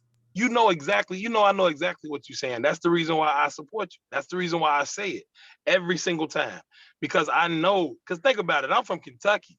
People act like it's hard being black in tech. If you're from Kentucky in tech, it's rough. People look at you crazy. Like, I could be black and from Stanford and everybody be like, oh, okay, awesome. But when I sit here and say that I built one of the first wallets in the Bitcoin space, at one point it was the only wallet in the world. Where are you from? Kentucky. Oh, really? You see what I'm saying? So I get it. Like, we all have things that go up against us. All I'm saying is that it's far better for us to figure out ways to work together, because I educate all the time, Mr. Vaughn. And if I'm out here talking about guap and then somebody's like, but I heard they proof of stake, what's up with that? Right? I'm going to be straight real about proof of stake. It ain't even got nothing to do with guap. But I'm going to be straight completely real about it. But we don't want people to talk about us. We want people that are here actually working within to see what we're doing. Because a lot of people talk about us, but they don't know anything about us. They don't know what the community is doing. They don't know what we've done. They don't know what we're doing, what we're planning on doing. They don't even know the tech. There's a lot of people who still think we're on Ethereum. We haven't been on Ethereum since 2018.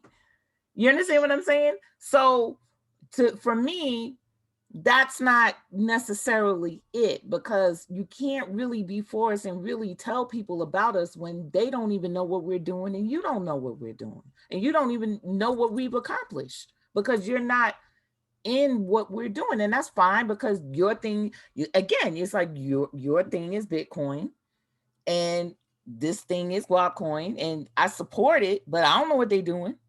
You know what I mean? So that's not really gonna make a hell of beans to nobody when they want to know, what are you doing? Yeah. What are they doing? What have they done? There's a lot of things that we've done. There's a lot of things that we've accomplished and achieved, and we're still continually doing it.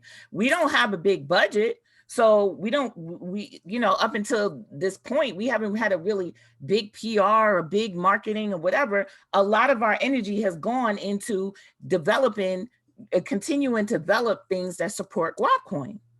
You know what I mean? And supporting people in the process. We just invested. We do have a foundation. We have a foundation. There is the directors, and they've done a slew of things already. You know what I mean? But if you would actually have to be in the community or come to the community or be a part to even know these things, because a lot of things for a while, we can't just go running with these things neither, because people will try to dismantle us. You know what I mean? Again, because at the end of the day, we know we Black. You know what I mean? So we know We know that we can't just bring everything out there and play all our cards out there in the public for people to come and try to destroy them, because we had that happen too. No, I get it. All right, Listen, I get all of that. So I think my biggest thing that I want to leave here with is that I think we have to understand that it might not be just guap. It might not be just CJs. It might not be just Bitcoin or land, or I guess I put on a cola thing. But listen, we don't push just guap like that. Right. No, but what I'm talking about to help us. No, but hold on real quick, sister. I'm talking about to help us close the wealth gap, right? Because here's the thing, and I know here's the great thing about this call, right? Because I know there ain't I'm not having a huge room on Clubhouse, none of that. Most of the people in here are in the guap community. They're getting down, they learning the whole nine. There's a few things that whenever I go and look at it, even from the standpoint of Okolo, where he is talking about like this much money. Right now, the only volume on guap is about $2,000. And I'm telling you this because this is what the white guy told me. He was like, man, I'm gonna go support her. He dropped a big amount in there. On the exchange. Hold on, yeah, but hold on. This is what I'm saying. For the people that want to support, like this is what I'm giving you feedback of what he just said, right? What he said to me once he did that. No. I understand what you're saying, but this is the dilemma. This is the dilemma, and you should know this. When you're actually building a currency that you really want to use, there's going to be more off-chain activity, more off-exchange activity than there is going to be on-exchange activity, because you're actually concentrating on using this within your own economy and your community, and you're not focused on the exchange. But because that's why you can go to guapexplorer.com and you'll see the market cap be 9 million, such. These are all of the transactions that are taking place on chain that we take for value as guap, and we have not dumped it on the exchange. We don't want those people. But this is what I'm saying. He went to go buy his first guap. Like that's the only place he could get them was on the exchange, right? And this is what he said. No, you can get a masternode. You can get a masternode. No, but I'm saying, but listen, what I'm saying. I'm telling you, that's what a lot of us are doing. No. In our own guap. Sister, what I'm saying is, I'm just trying to give you the feedback that he gave me. Lamar, I just got one. I just got. All I'm saying is, hold on. Can I finish? No, go ahead. Can I finish what I'm saying, Okola? No, all I'm saying is, so here's the feedback he gave me. The dude said, he told me, he said, look, I dropped the money on. He said, I'm supporting her. He said, but, and I should go get the actual quote. He said, I'm not going to ever be able to sell this summer. I said, I don't know. I said, I support her. So I haven't sold any of it. Matter of fact, I got a paper wallet. So I'm not even looking to sell. So he was like, well, give me your paper wallet address. I'm going to send you some over to it. Right. So he sent me some of his over, and I think he's a guap holder right now. You dig what I'm saying? So my whole thing is that when he said that, he was talking about the liquidity, and he was like, what's going on with the liquidity of the coin? Because that's how you have to get the whole thing rocking. You know what I'm saying? You know what? You know what's funny? If you go back 8 years to Bitcoin, or maybe 10, you'll be dealing with the same thing, right? There were no exchanges. There was maybe one exchange when it first came out, but Bitcoin was being traded amongst each other, traded amongst people. There were people sending each other Bitcoin and doing things for Bitcoin and not gauging against the actual exchange. That's what it really takes to build a decentralized organic community. And that's what we're doing. So no, I got you. Listen, I'm telling you, I got you. These I'm just telling you, when I do speak about it, Mr. Vaughn. Let her talk. But yeah, no, go ahead. Go ahead. But what I'm saying is, these questions coming from people who have no, obviously, maybe they weren't around in the beginning of Bitcoin or whatever the case may be. But again, that's why I constantly post that picture that I have with the small dot, the medium dot, and the large dot, right?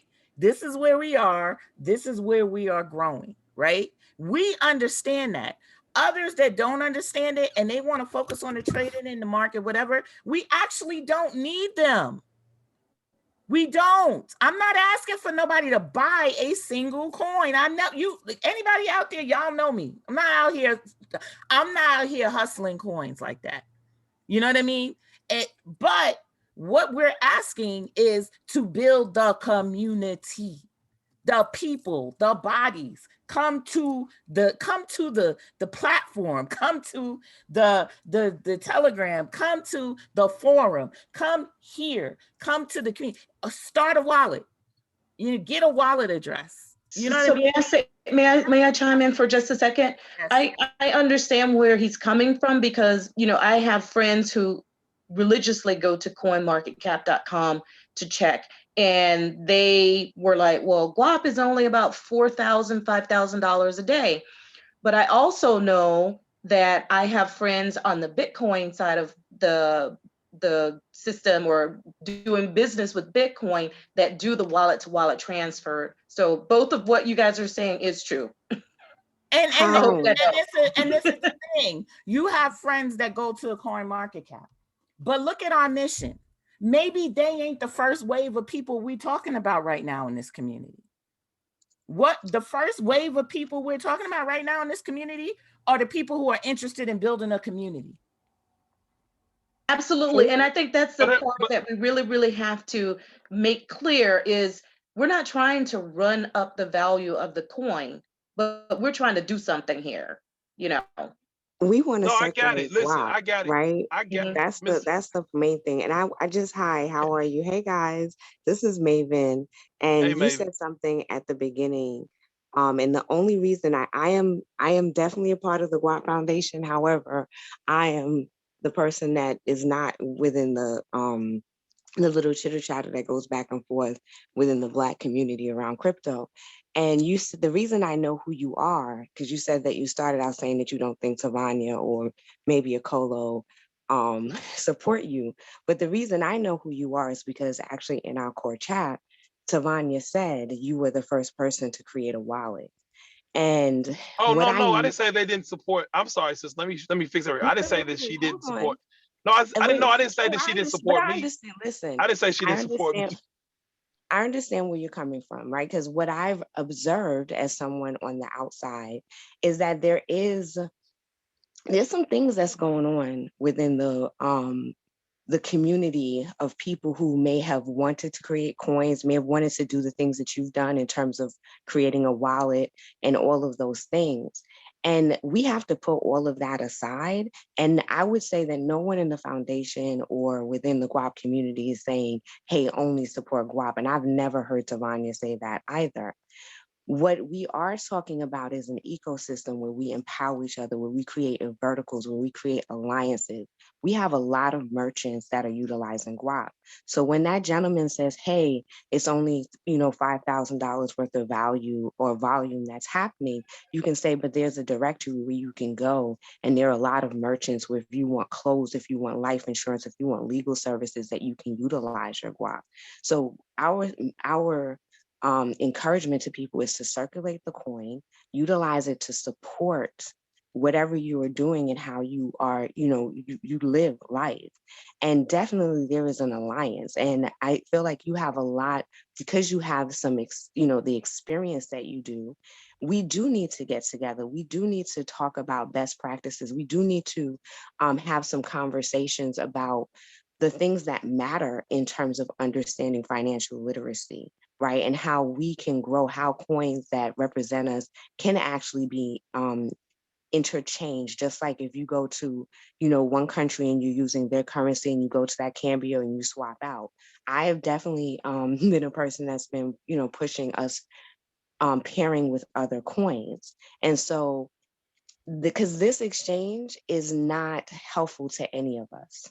And it's not necessarily actually even indicative of the two of you, right? Or, the community that you have, as well as in terms of Guapcoin. If anything, I would say that you are just, by an extension, a part of the Guap community. So the question is like, well, how do I explain Guap better to people, right? how do we have the conversations about, because one of the things that people say all the time, well, it's too hard to get guap. Well, how do we now change mindset, which was some of the things that Tavani was speaking about, is why people are running over to Coinbase and Cash App and all of those things. That's not helping our community. So whether it's the wallet or the CJs or the this or whatever coin, we still have practices, right? That's a part of what we've been talking about today that we need to change so that we can get to the next level, whatever that looks like, whatever cryptocurrencies are there at that time. And so I'm saying I would love to reach out to you at another time. And definitely we love feedback. That's something that Jason is always like, what is your feedback so that we can rise to those things. Like Tavania talks about that, like, yeah, okay, you said I need this, right? In the feedback, and she goes out and she does it. But it has to be building, like we get to build each other up. Right. And I get my butt checked left and right. And I'm so glad and I love it. I appreciate y'all because I have my meltdowns and all that other stuff.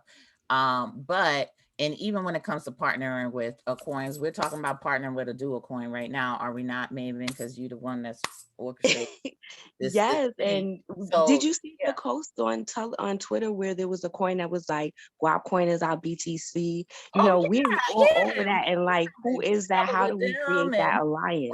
and there's a brother on now, right now, that has a coin. Hello, he was just talking earlier. Yes. Like this is wonderful. We love to see stuff like this, and this is who we want to work with. We want to work with, we want to figure out how we all can work together and build this coin economy. We ain't never been. It's all about Guapcoin, but to be honest, we have to push Guapcoin hard like that. Every coin has to be. You got to raise your voice and be heard, especially above everything else that's out there. So you gotta look like, yeah, this is Guapcoin, Guapcoin, Guapcoin. We have to. Who else is gonna do it for us? But beyond all of that, we're still working with other projects that are out there. As a matter of fact, I'm advising 2 other projects. You know what I mean? Literally. So it's we already know, we established in the beginning of this call, there is going to be an economy of cryptos in our community, and that's beautiful in the world in general, right? But we also know that this is not easy. This is not easy at all. Building this has been the single most difficult thing. And I just had a conversation with another foundation member who said the same thing. This is life changing, take over your life type thing. You know what I mean? So, and this is new. So we're pushing it because we have to. So it's going to appear that, oh, they're all about Guapcoin because we're pushing it. We have to. And we got to push it loud. What else will we do? You know what I mean? Do we not push it? I don't, Right. We have to be loud. We have to be bullish about it. We have to be confident because we pass that confidence on to other people who may want to get involved because they look to us to be strong about it. They're not getting with no weak stuff. Yeah, I think as pioneers in the space, the biggest thing is, creating the innovations that require the everyday people, or the everyday people don't even have to know about blockchain, right? They only have to know, about half the things that you have to know to be involved in it now, right? What my vision is so that you could spend just like you was utilizing a banking app, right? And so and right now it's not at that space, but there are things that we can do to get it there, because right now most of this stuff isn't nowhere near user friendly. Now, of course, it's come a long way, like leaps and bounds a long way, but it's also nowhere near where it has to be usable to the everyday person. And so the way we get it mainstream is we have to simplify the process Right. on a level that it hasn't been at this point. And so since it's not there, that's where we get to make the black crypto stand out, and be the innovators that we've always been in every space. And so, when we have, I'm in the process of creating a point of sale where, every merchant will be able to install it and be able to accept, crypto, um, you know, in a very user friendly way. And also we'll be able to have it where there will be an app, almost like a banking app, where they'll be able to check their balances and spend from that. Also, websites will be accepted. Yeah, and keep in mind, yes, I know that there are currently um, processes in place that accept crypto. The problem is two things. First off, they're nowhere near that simple, but also two, they're usually tied to um, merchant processing services already. So it's that process. We want to take obviously the purpose of crypto. One of the biggest things is about removing all of the red tape that it takes to be involved, in the in the financial system anyway. And so, uh, so utilizing those or even having to rely on those kind of defeats the purpose. And so that's what I'm looking at. And I definitely feel like there's room for several currencies because keep in mind, I mean, we're talking about a whole world. Not just not just one nation or one country. Like it's a whole world. So there's different, and also too, every currency has its own use case, its own purpose. And so, and also strengths and weaknesses. And so there's a lot of different approaches to be taken. And really, you know, the possibilities are endless. It's all about mindset. It's all about imagining the possibilities and being the creators that we are.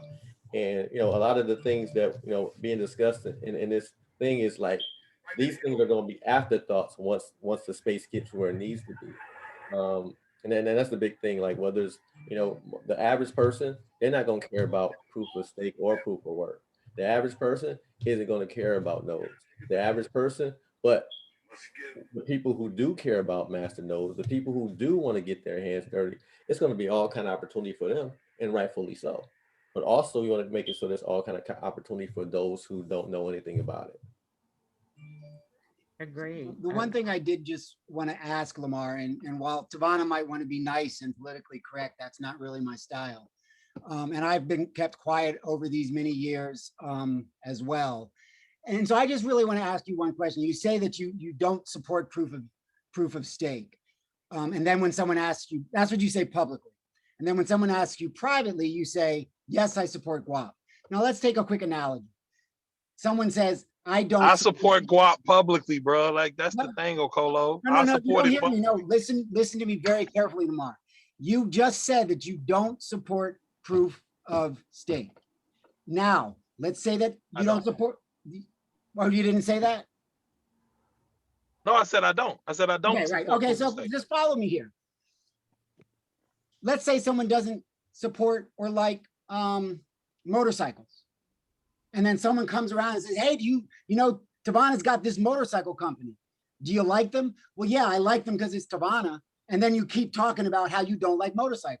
Now, I don't know what kind of double speak you're doing in your head that you think that people aren't going to translate that as, well, if you don't like proof of stake and Guap is proof of stake, then you don't like Guap. This is like logic one. Okay. Well, let's talk about it real quick. Let's talk about it.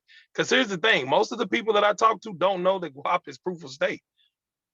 I'm going to just let you know that. Most of the people I talk to that come in and talk about Guap, they have no clue about anything except that there is a black coin that is created by a black woman. That's it. So they don't know wrong with proof of stake. Educate us. There's a whole lot wrong with proof of stake from a decentralized standpoint. I'm a person that believes in decentralization, like complete decentralization. The fact that there are already, because I always ask the very simple question, if you have proof of stake from the beginning as a consensus algorithm, where do the first coins come from to establish stake? Well, proof of stake doesn't start out as proof of stake. You start out as proof of work, and then it switches over to proof of stake. So that's what I'm saying. So that means that only a few people are able to mine it at the beginning before the proof of stake goes into existence. Just like what happened with Dash, right? But there's no project that starts out decentralized. That's why they're coming up with the regulation that they're coming out to allow for a certain period to allow for a project to decentralize, to be somewhere maybe around 3 to 5 years. But here's the thing. What I'm saying is that the only reason why Bitcoin, quote unquote, didn't start decentralized is because it was one dude and a couple other people working on it. Well, you don't know if it was a dude or a couple other people. You really. That's what I'm saying. It was a very small group of people. It might have been one person mining at the very beginning because he was the one creating it. right? So I get that. That's But now we are in an environment where there are tons of blockchain engineers. There are all kinds of people that know how to run nodes. So there's no reason to start one in a centralized manner right now. Like there's never a reason. Like even CJ is centralized. That's why I don't talk about it that much. It is a centralized coin. Like it's completely centralized. Like this is the thing, Lamar, and I guess this is my thing. I'm not totally opposed to centralized aspects of in a decentralized world, or working towards that, because I know that first of all, we're deeply embedded in a full planet that's still totally like 99% centralized, right? So decentralization is going to evolve over time into being something that it is. What I am for is beginning, or a step, or someone taking a beginning and having the intent on involving other people and growing it from there. That's what I'm for. And yet another thing is, I fundamentally feel as a people that we're not the same kind of people, the way that we operate. I fundamentally feel like Black and brown people are more of the way that we do things is more on a, number one, we have to definitely have some human involvement, and it's not going to be all software. We're not going to go for that. You know what I mean? That's going to be a battle to the bone, whether it's just going to be a total 100% software system. That's going to be totally a battle with us. So I don't believe that we all want, quote unquote, the same thing, and that's fine. You know what I mean? I believe in respecting and honoring what people set up, and I also believe of the what do you call it, the outcome, or what is coming out of it. You know what I mean? Like saying this is good because this is what this is doing to impact the community in a positive way. You know what I mean? So no, but that's the same thing with CJ though, sis. So can I keep going down the path of these proof of stake? Because the other thing that is the issue is that once you get down into the technology part, then that means that the people that are validating transactions on the network itself, there's no people validating the one. No, listen what I'm saying. This is what I'm saying. The nodes, let's say the nodes, because those nodes are controlled by people. No, so they're not. We cannot do anything to a node. You can turn it off and you can turn it on. Yeah, but when you turn it off, turn it on, and when the network, hold on, nodes, just like hold on, Lamar, we do not talk over women in this room. No, go ahead. Okay, but I was talking. Okay, so women can talk over men, but men can't talk over women. I got you. Yes, that's right. I got you. I got you. Okolo. I was wrong. Listen. I'm gonna just, Miss Tavona, I'm gonna be all the way real. I support you. I have supported you. I support many of the people in the Guap community. Matter of fact, y'all seen me wearing the shirt. I put the shirt on my main page. I got the shirt. I rock the shirt. It fits me. You understand what I'm saying? All I'm saying is that sometimes it's like when I'm trying to educate on the technology stuff, like I'm just trying to teach people. Like I'm not trying to talk down. Okolo, you're just a marketing type dude, bro. So you want to market it to death, and you want to tell everybody about it. But guess what? There are some things technically that go on. And as I'm talking to Mr. Vanna, like here's the thing. When you do proof of stake, right? Somebody is running nodes, period. If people start turning off nodes, what happens? You lose consensus. How does the consensus work? No, you do not lose consensus. You will lose consensus if you got two nodes. No, Miss, hold on. Here's my question. Do you not have to establish quorum in proof of stake in the Dash model? You talking about individually as a node runner? No, I'm talking about establishing quorum, where each one of the nodes are voting on what actually goes on chain or goes into the database, into the store. Right. That establishes the state. So those nodes all are voting, and they're basically, you have to establish a certain amount of quorum. Some proof of stake is 66%. Some of them is even higher that you have to establish as far as quorum. So what I'm saying is if people begin to turn off nodes, then that's one of the things, right? Because you can turn off a node. People are the one that put the nodes up. People can take a node down. It's not like it's some AI out here that is creating other nodes. You understand what I'm saying? So that's just the basic. You're talking about in reference to master nodes. which is why master nodes are incentivized to keep their master nodes. Exactly. Yes, ma'am. Because you got it. You have to incentivize in a peer-to-peer network. You have to incentivize in some way for people to actually use their resources to keep a node up. Just so like proof of work, you have to incentivize exactly. the miners Exactly. to keep mining. No, exactly. So what happens? The difference is the difference. What happens if a block of mining goes down? It just happened in China. 35% of the network dropped off and Bitcoin kept it moving. It slowed it down, but Bitcoin kept moving because that's how it works. But wouldn't that be You the understand what same I'm thing that saying? happens with Guapcoin too? I No, mean, with master no, nodes or no? it's not. No, it's not. Can Because I what explain the happens is difference? if you have to establish, okay, go ahead. It Yeah. is. I mean, Somebody- we've already experienced that. If 30% of our master nodes go down, it does keep moving. Right. But what happens if 50%? That's what I'm asking. What's the difference is, you know, If it's the go ahead. I'm sorry. no, it's the security, right? And not saying that, you know, these things are likely to happen, but the difference of security with the proof of work is it's about how much of credibility, more so, you know, for example, you know, let's say that there's a node that that there are nodes, or there are computers on the blockchain that report differences, right? And so obviously in the proof of work, the one that has established the credibility or have done the most work, that's who the credibility is granted to. Okay. And so it's about how long you've established a track record on that chain. That's what No, not at all. Not at all, sir. Because the thing is with proof of work is that it is completely random. That's all it is. It's because every time I'm talking about in an instance where there's a conflict on the system. I'm not talking about, you know, like no, but but that's what I'm saying. It has nothing to do with the miner itself. It has everything to do with the number of blocks in the chain, and whichever chain has the most work associated with it. It has nothing to do with an individual miner. That's what I'm talking about. No, but you said an individual miner and how long they've been established on the chain. That's what you said. Miner. Okay. Well, you're saying you're talking about complete randomness versus partial randomness, because in proof of stake there's a random element too. That's no, but there's still a quorum that has to be. There's still a quorum that has to actually be found, right? Like they have to vote to say, because how else do you find consensus?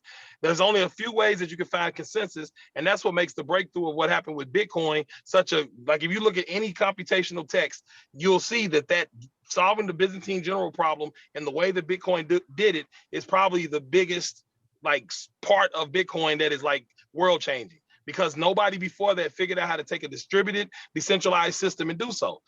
Master nodes go back to standard distributed consensus, which has been like Raft or PBFT, those types of things, right? It goes back to quorum, voting, understanding and establishing decentralized systems and establishing a quorum on it. That's the thing, right? So what we see is if you get to a point where, let's say somebody's running most of the nodes on which is it's happened in other coins before, and I'm God forbid it ever happens to Guap. But let's say that somebody's running most of their nodes on the East Coast AWS service, right?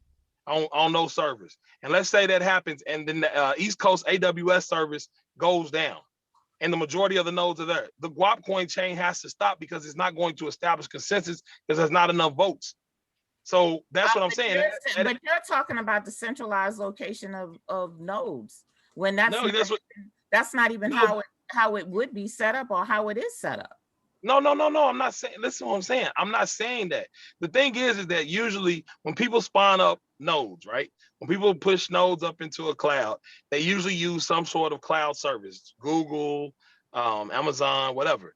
If the majority of those people happen to use, you know, some nodes that are on the East Coast, they could be using Google Cloud and Amazon or whatever, right? But if they're on the East Coast, you're taking a hypothetical. It's not true. No, it's not. No, what do you mean? I'm not taking a hypothetical. I'm talking about this is what happens with proof of stake. What do you? I'm not talking about Guap, Colo. I'm not talking about Guap, bro. Like, this is what I'm saying. Like, why are you so defensive and you ask me about proof of stake? And which type of proof of stake are you referring to? Are you referring to delegated? No, that's delegated proof of stake for sure, okay. Right?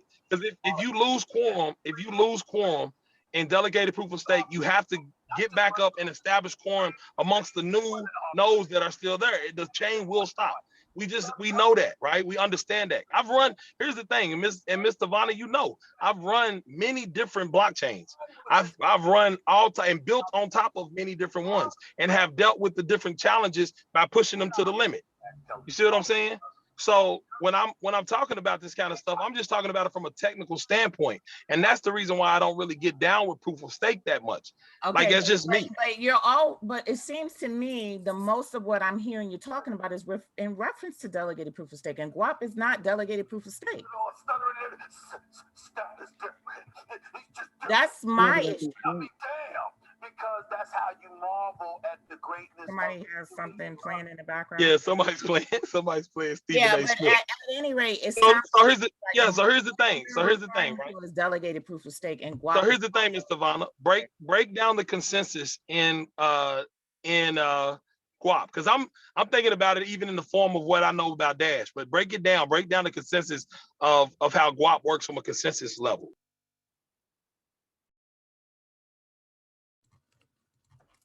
Guap we're just basic proof of stake. And I'm sure you're familiar with PIVX and how PIVX works, because we're actually a fork of PIVX. So we're not in the consensus level.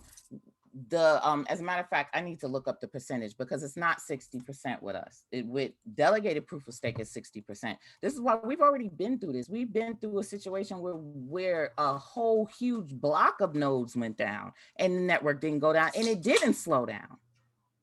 So that's not everything that you're referring to right now is not us. We're talking about actually using it. So I'm like you're saying you don't. No, but that's what I'm saying. Just establish. But you're talking about the theoretical. But I'm not. It's not theoretical. Establish what the consensus is in PIVX. That's what I'm saying. Like, break it down to me, because that's the thing. I studied consensus for a long time, building all of this other crazy stuff. So I've seen a bunch of it. You study consensus, but you only study delegated proof of stake? No, sister, I'm talking about basic consensus like RAS, PBFT. There's only certain ways that people have found, and you might call them whatever you call them, but there's only certain ways that people have found to establish consensus across a distributed system. There are tons of papers out there from a lot of computer scientists that talk about these distributed systems. And what I'm saying is that even when you read the white papers of those that have proof of stake, they have some type of idea of quorum, of establishing a quorum.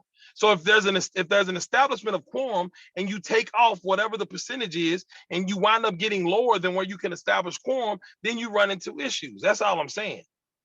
You see what I'm saying? Like if I'm asking you a very simple question, because I didn't even realize you switched over to PIVX, but here's the question. What is switch over to PIVX? We've been a fork of PIVX since day one.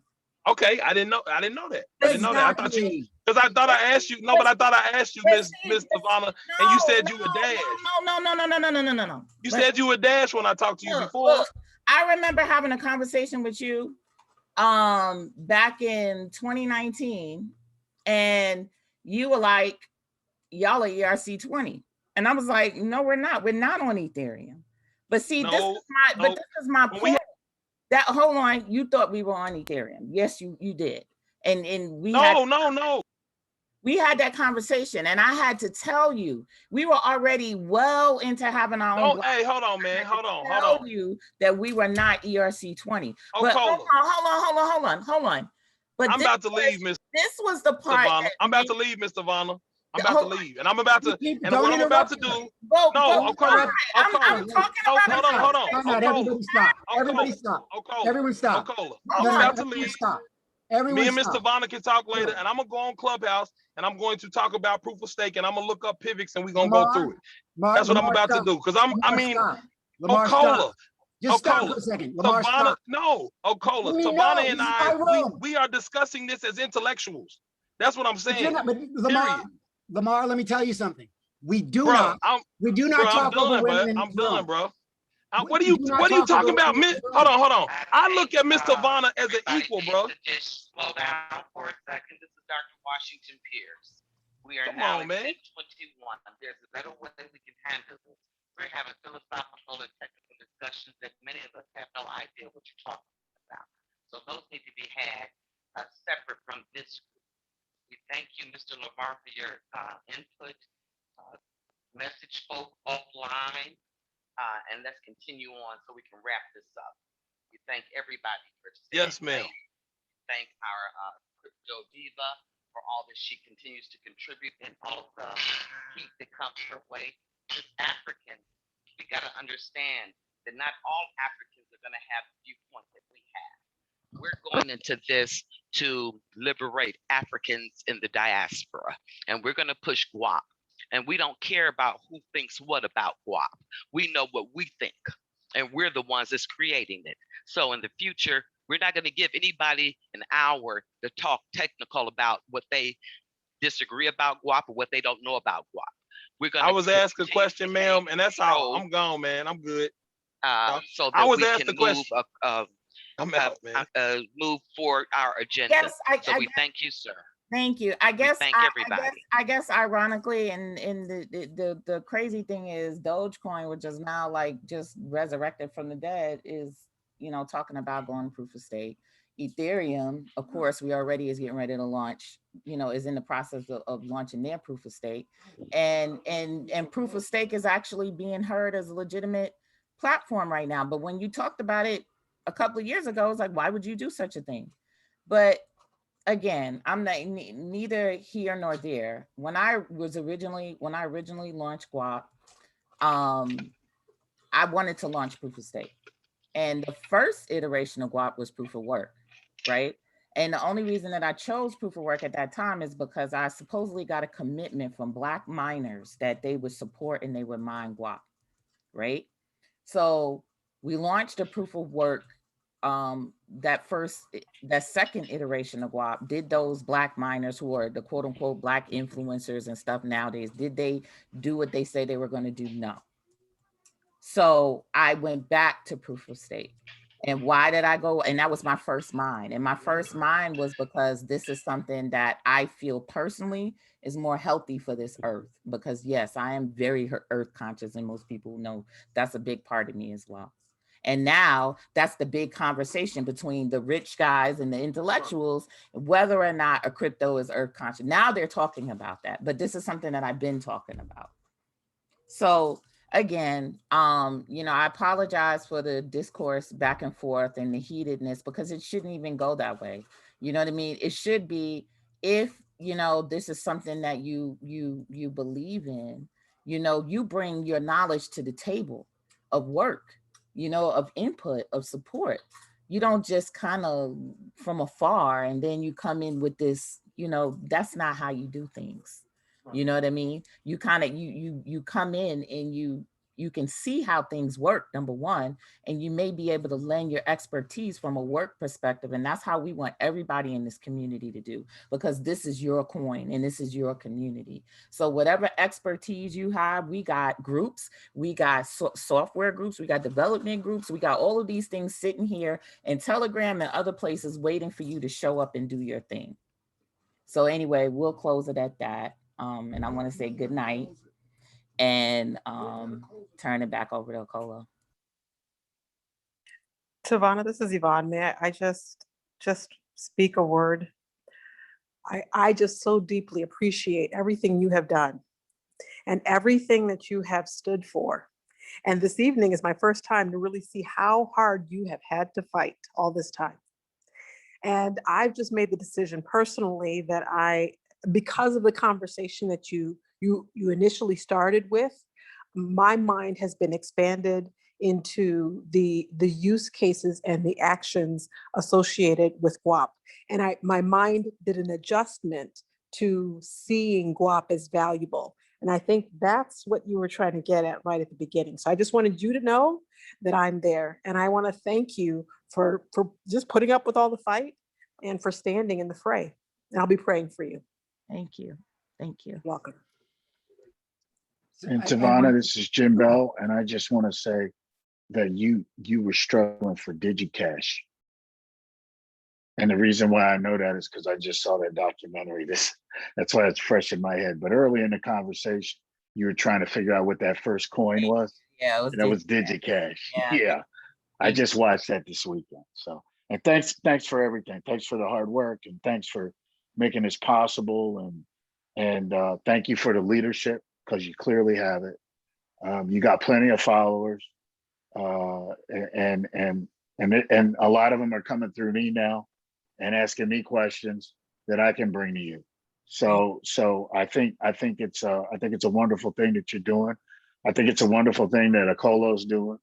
Akolo, the number you were looking for was 14,000, not 9,000, but I'm not going to hold that against you either. You were absolutely right on that calculation, and that's where it puts us. And the fact that anybody would want to hold up on a community that's trying to grow a proof of work strategy against this, all I would say to them is go compete for some mining coins in Bitcoin, and we'll talk to you about it next week, because you can't. Corporate America has taken all of that over. This is a coin for the people, and the people will decide how we use it. And just because we don't have every use case right now doesn't mean we won't have the use cases as they bring themselves on. So that's just my little 10 cents I'm throwing in there. I'm still building masternodes. I'm still trying to help anybody who wants to get involved, and I'm standing behind you guys 100%. So thanks for the call. Thank you. And after all, it's about the empowerment of people. That's what the goal is, right? It's about the goal. And we, as you split hairs about the methods of getting there, there's look, no matter which way we get to that goal, once we get there, we all benefit anyway, right? So splitting hairs about different technicalities, the point is we want to get to the point where we're liberating our people are empowered, where our people are operating in the place where they always should have been operating, right? And that's what it's all about, and when it comes down to it, based on the things that I've seen from her, like I said, I didn't know her, like this is my second time interacting with her at all. But I was peeping the videos that she was talking, the things that she was saying were things that were right on point. And so when the visionary has an accurate idea, as far as what to work towards in the future, that part is very important. It's always very important to know what the person is at the helm is looking at, whether or not they seem to have a accurate idea of what's needed, and how well they're factoring in things. And I think you did a wonderful job of pivoting. I think you did a wonderful job of guiding, of guiding the project. And so don't allow yourself to be discouraged. There's going to be plenty of naysayers, because you understand most of the people that have an opinion don't know what the hell they're talking about anyway, because it doesn't require knowing what you're talking about to have an opinion. So just keep moving. You do have people behind you, and that's dope. I want to just Thank you so much, Floyd. Thank you. And I appreciate you taking your time being a part of this as well. And I know we are all anxious to hear how we can help you out and participate in that as well. Because contrary to popular belief, no, we do want to grow an entire economy of this as well. So it's just not like that. But I appreciate you being here, and you're very, very, very, very knowledgeable, and it's refreshing because, like you said, there aren't too many people who is people that have a lot of opinions. Jared, go ahead. Thank you for being here. Thanks, Nicolo and Tavania. I just wanted to say that I appreciated all of the conversation, as difficult as it was, because not only could I see Guap from the community aspects and the financial aspects in use cases, but I also have gained a greater understanding of the technical that underpins all of that. And Tavania, your ability to field different questions and then explain them was a benefit to me. So as difficult as the conversation was, I appreciated all of it. So I appreciate you fielding all of that energy to make clear to us how the technical aspects of Guap function. and I just want to, well, thank everybody. And I want to sort of end where Tavana started. She started with spirituality. And I was trying hard to show what the divine, that I was trying to express to him that the divine feminine is back. And that when the mother talks, you don't talk back. And, you know, and I heard him sort of throw out there, well, you know, I feel like we're equal. Well, you know what, Lamar, you're wrong. You're wrong. We are a matriarchal society. We are a matriarchal culture. I mean, I think about my grandmother. If my grandfather said hello when we came in the door and goodbye when we left the door, my grandmother ran everything. And if you go back before her and before her and before her, we are a matriarchal society of goddesses who guide our culture, who guide our nation. And the energy, I mean, I just sum it all up of, oh, I thought you guys were. He's basing all of his opinions on an incorrect assumption. You know, just so you know, I did invite him into our development group in Telegram. You know, with someone with his obvious knowledge, I just to be clear, since the very beginning, I've been asking Lamar, how can we partner? How can we partner? How can we partner? How can we partner? And he's always said, oh, I support you guys. I support you guys. And then I go into a room and it's like, you know, I can't swear that he said it, but I do know that they're Bitcoin loyalists. I mean, whatever they call themselves. And I've heard them, you know, and you know, again, I'm not going to be the politically correct one. I was at the Black Wall Street event 2 or 3 nights ago, and at least 2 people made one person said it directly. Bitcoin's the only thing, everything else is fake. And then another person said, well, you know, we're really going to focus on Bitcoin tonight. You know, whatever I really wish that project well. But since they've started this tour, I mean, people have lost 50% of their money. Like, that's real talk. Bitcoin's down almost 50%. Now, if you're a long-termer and you can hodl and you can hold it and you've got money and you can afford that and ride the wave, and you know, oh, you can take Bitcoin from 20,000 to 60,000, back to 10,000, back to 100,000. If your nerves can take that, but let's come on, we know our people. They're selling right now and Wall Street is buying. How many of the people on the Black Wall Street tour bought Bitcoin and sold yesterday and sold today? I mean, you know, so I'm not even going to apologize for my emotions because this is too real. And when someone comes in, especially to a space that I'm trying to, you know, we have never had a disagreement in this room. We've never had anybody talking over anybody else. You know, somebody might interject and say, okay, well, wait, let me ask you this. You know, and then they would speak and go, oh, okay, well, let me ask you this. And, you know, let me speak. But to actively be speaking over somebody, that just doesn't happen in this space. And for somebody to do that and disrespect a goddess like that, it's not the energy of Guap. And I'm just going to leave it there. May I speak? Absolutely. We're going to have to expect buffers or those who've been sent to derail us. For us to expect anything different would be unrealistic, considering what we're attempting to do. So there are going to be those that can come and contribute, and they may contribute a little bit, but they'll be there to really tear us down or talk bad about us. It's our responsibility to recognize who's who and to keep it moving, pretty much. It's emotional because we're talking about liberating Africans in the diaspora. So we're ancestors return saying we're not taking nothing and we're going to get it done. And so it's okay for us to get heated. It's not okay for a guest to come into our room and to consistently stick with a position that's not resonating so well. And the understanding is getting less and less.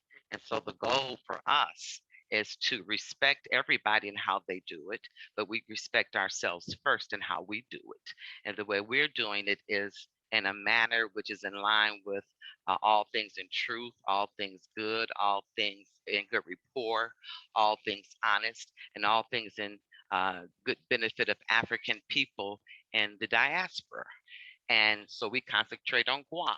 Bitcoin was not developed for Africans. No systems in the Western Hemisphere has been developed for Africans that Africans did not develop themselves. So we can expect for the Bitcoin to liberate us financially. And nothing else is, it's not designed for that. It's to make those white men rich, and it's going to keep them rich. And so our goal is to keep our eye on our prize and push it within our community of regular people who don't know this from that, but trust us and our understanding and keep it moving and don't get our feelings hurt. So we go home and develop that thicker skin if we don't have it, so that when people say things that sound offensive to us, then we don't have to get defensive because we're standing on the shoulders of those who came before us and they're literally leading us. And so we can be led gingerly in love and good faith and good rapport. That's all. Here, here. So, you know, I don't, I'm speechless, I guess, but I want to thank everyone who's come. I will certainly, you know, save this. It has all been recorded. You know, I'll put it up on my YouTube as I always do. And, you know, if anyone has any questions, you know, I make myself one of the easiest people in the world to reach. You know, I put my cell phone number publicly. I put my email publicly. I just started a new community that's working through text. And, you know, you send me a text, I may not answer it in the first 5 minutes, but I answer every single text. I answer every single email. So please feel free to reach out to me. You know, we're trying our best to shield Tavana from the world and from a million phone calls and from a million questions and a million interviews. You know, but, you know, I'll let Tavana explain the unveiling of what's going to happen this summer. But all I got to say is watch out. Yeah, contrary to popular belief, this has taught me to be very patient. And you know, keep on with your face down and keep on doing your work because it does pay off. And lately, the last couple of weeks, a lot of things have been paying off. A lot of people are showing up to the table that I'm talking to behind the scenes. And the doors are opening ever so easier now than they have. And that's just because I think as with any cryptocurrency, as long as you keep at it, it eventually is going to bear fruit. I mean, look at Doge. You know, you were a Doge holder from the beginning. Now look at what the excitement you got to have at the beginning of this year. You know, so you keep on doing the work and that makes it even better and gives even more duration to what you're doing. And that's what we're all doing. And everybody works really hard. And Nicola works really hard. And I mean, I can't even name names. These people are like every day, Johnny on the spot, Guapcoin. And and it's because of that, we are successful, not gonna be, we are successful. So just note that we are working on a lot of stuff. And you know, the naysayers will be drowned out eventually. But they are there and they are going to be there. And it's I'm over the heartbreak. I'll put it to you like that. I'm over the heartbreak. I can look people in the face now, still smile and continue going. I think some people are just now getting to experience the heartbreak, but I've been there since day one, so I'm over that.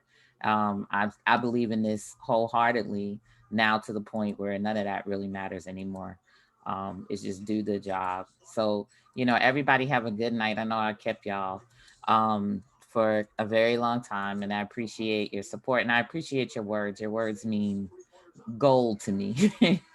So good night. Good night. Tavana, I wanted to let you know that although it might seem like you're being attacked, all of this is very healthy dialogue. Oh yeah. We're able to express or to air our grievances. I don't have any, but there are a lot of people who are walking with us and you that have questions. And this conversation, Go to bed. it either caused them to be more loyal to you, or it was a decision maker tonight. And so those who you see walking with you from this point forward, you can know with the surety that they are for you. Okay. And so don't be, of course, you're not going to be discouraged because this was created and it came through you. It was like a birthing. And so you will never despise the baby that you've birthed. And so I just wanted to let you know that this was very powerful and it was meant for people to hear this. Those people, he spoke for a lot of people who you think have your back 100%, but they have questions. And so he actually helped those who are loyal to you to be more loyal. And those who are not going to be with you, they're going to leave and you won't even have to worry about them anymore. Thank you. Thank you. Good night. Thank you. Good night, everyone. We love you all. Good night. Good night.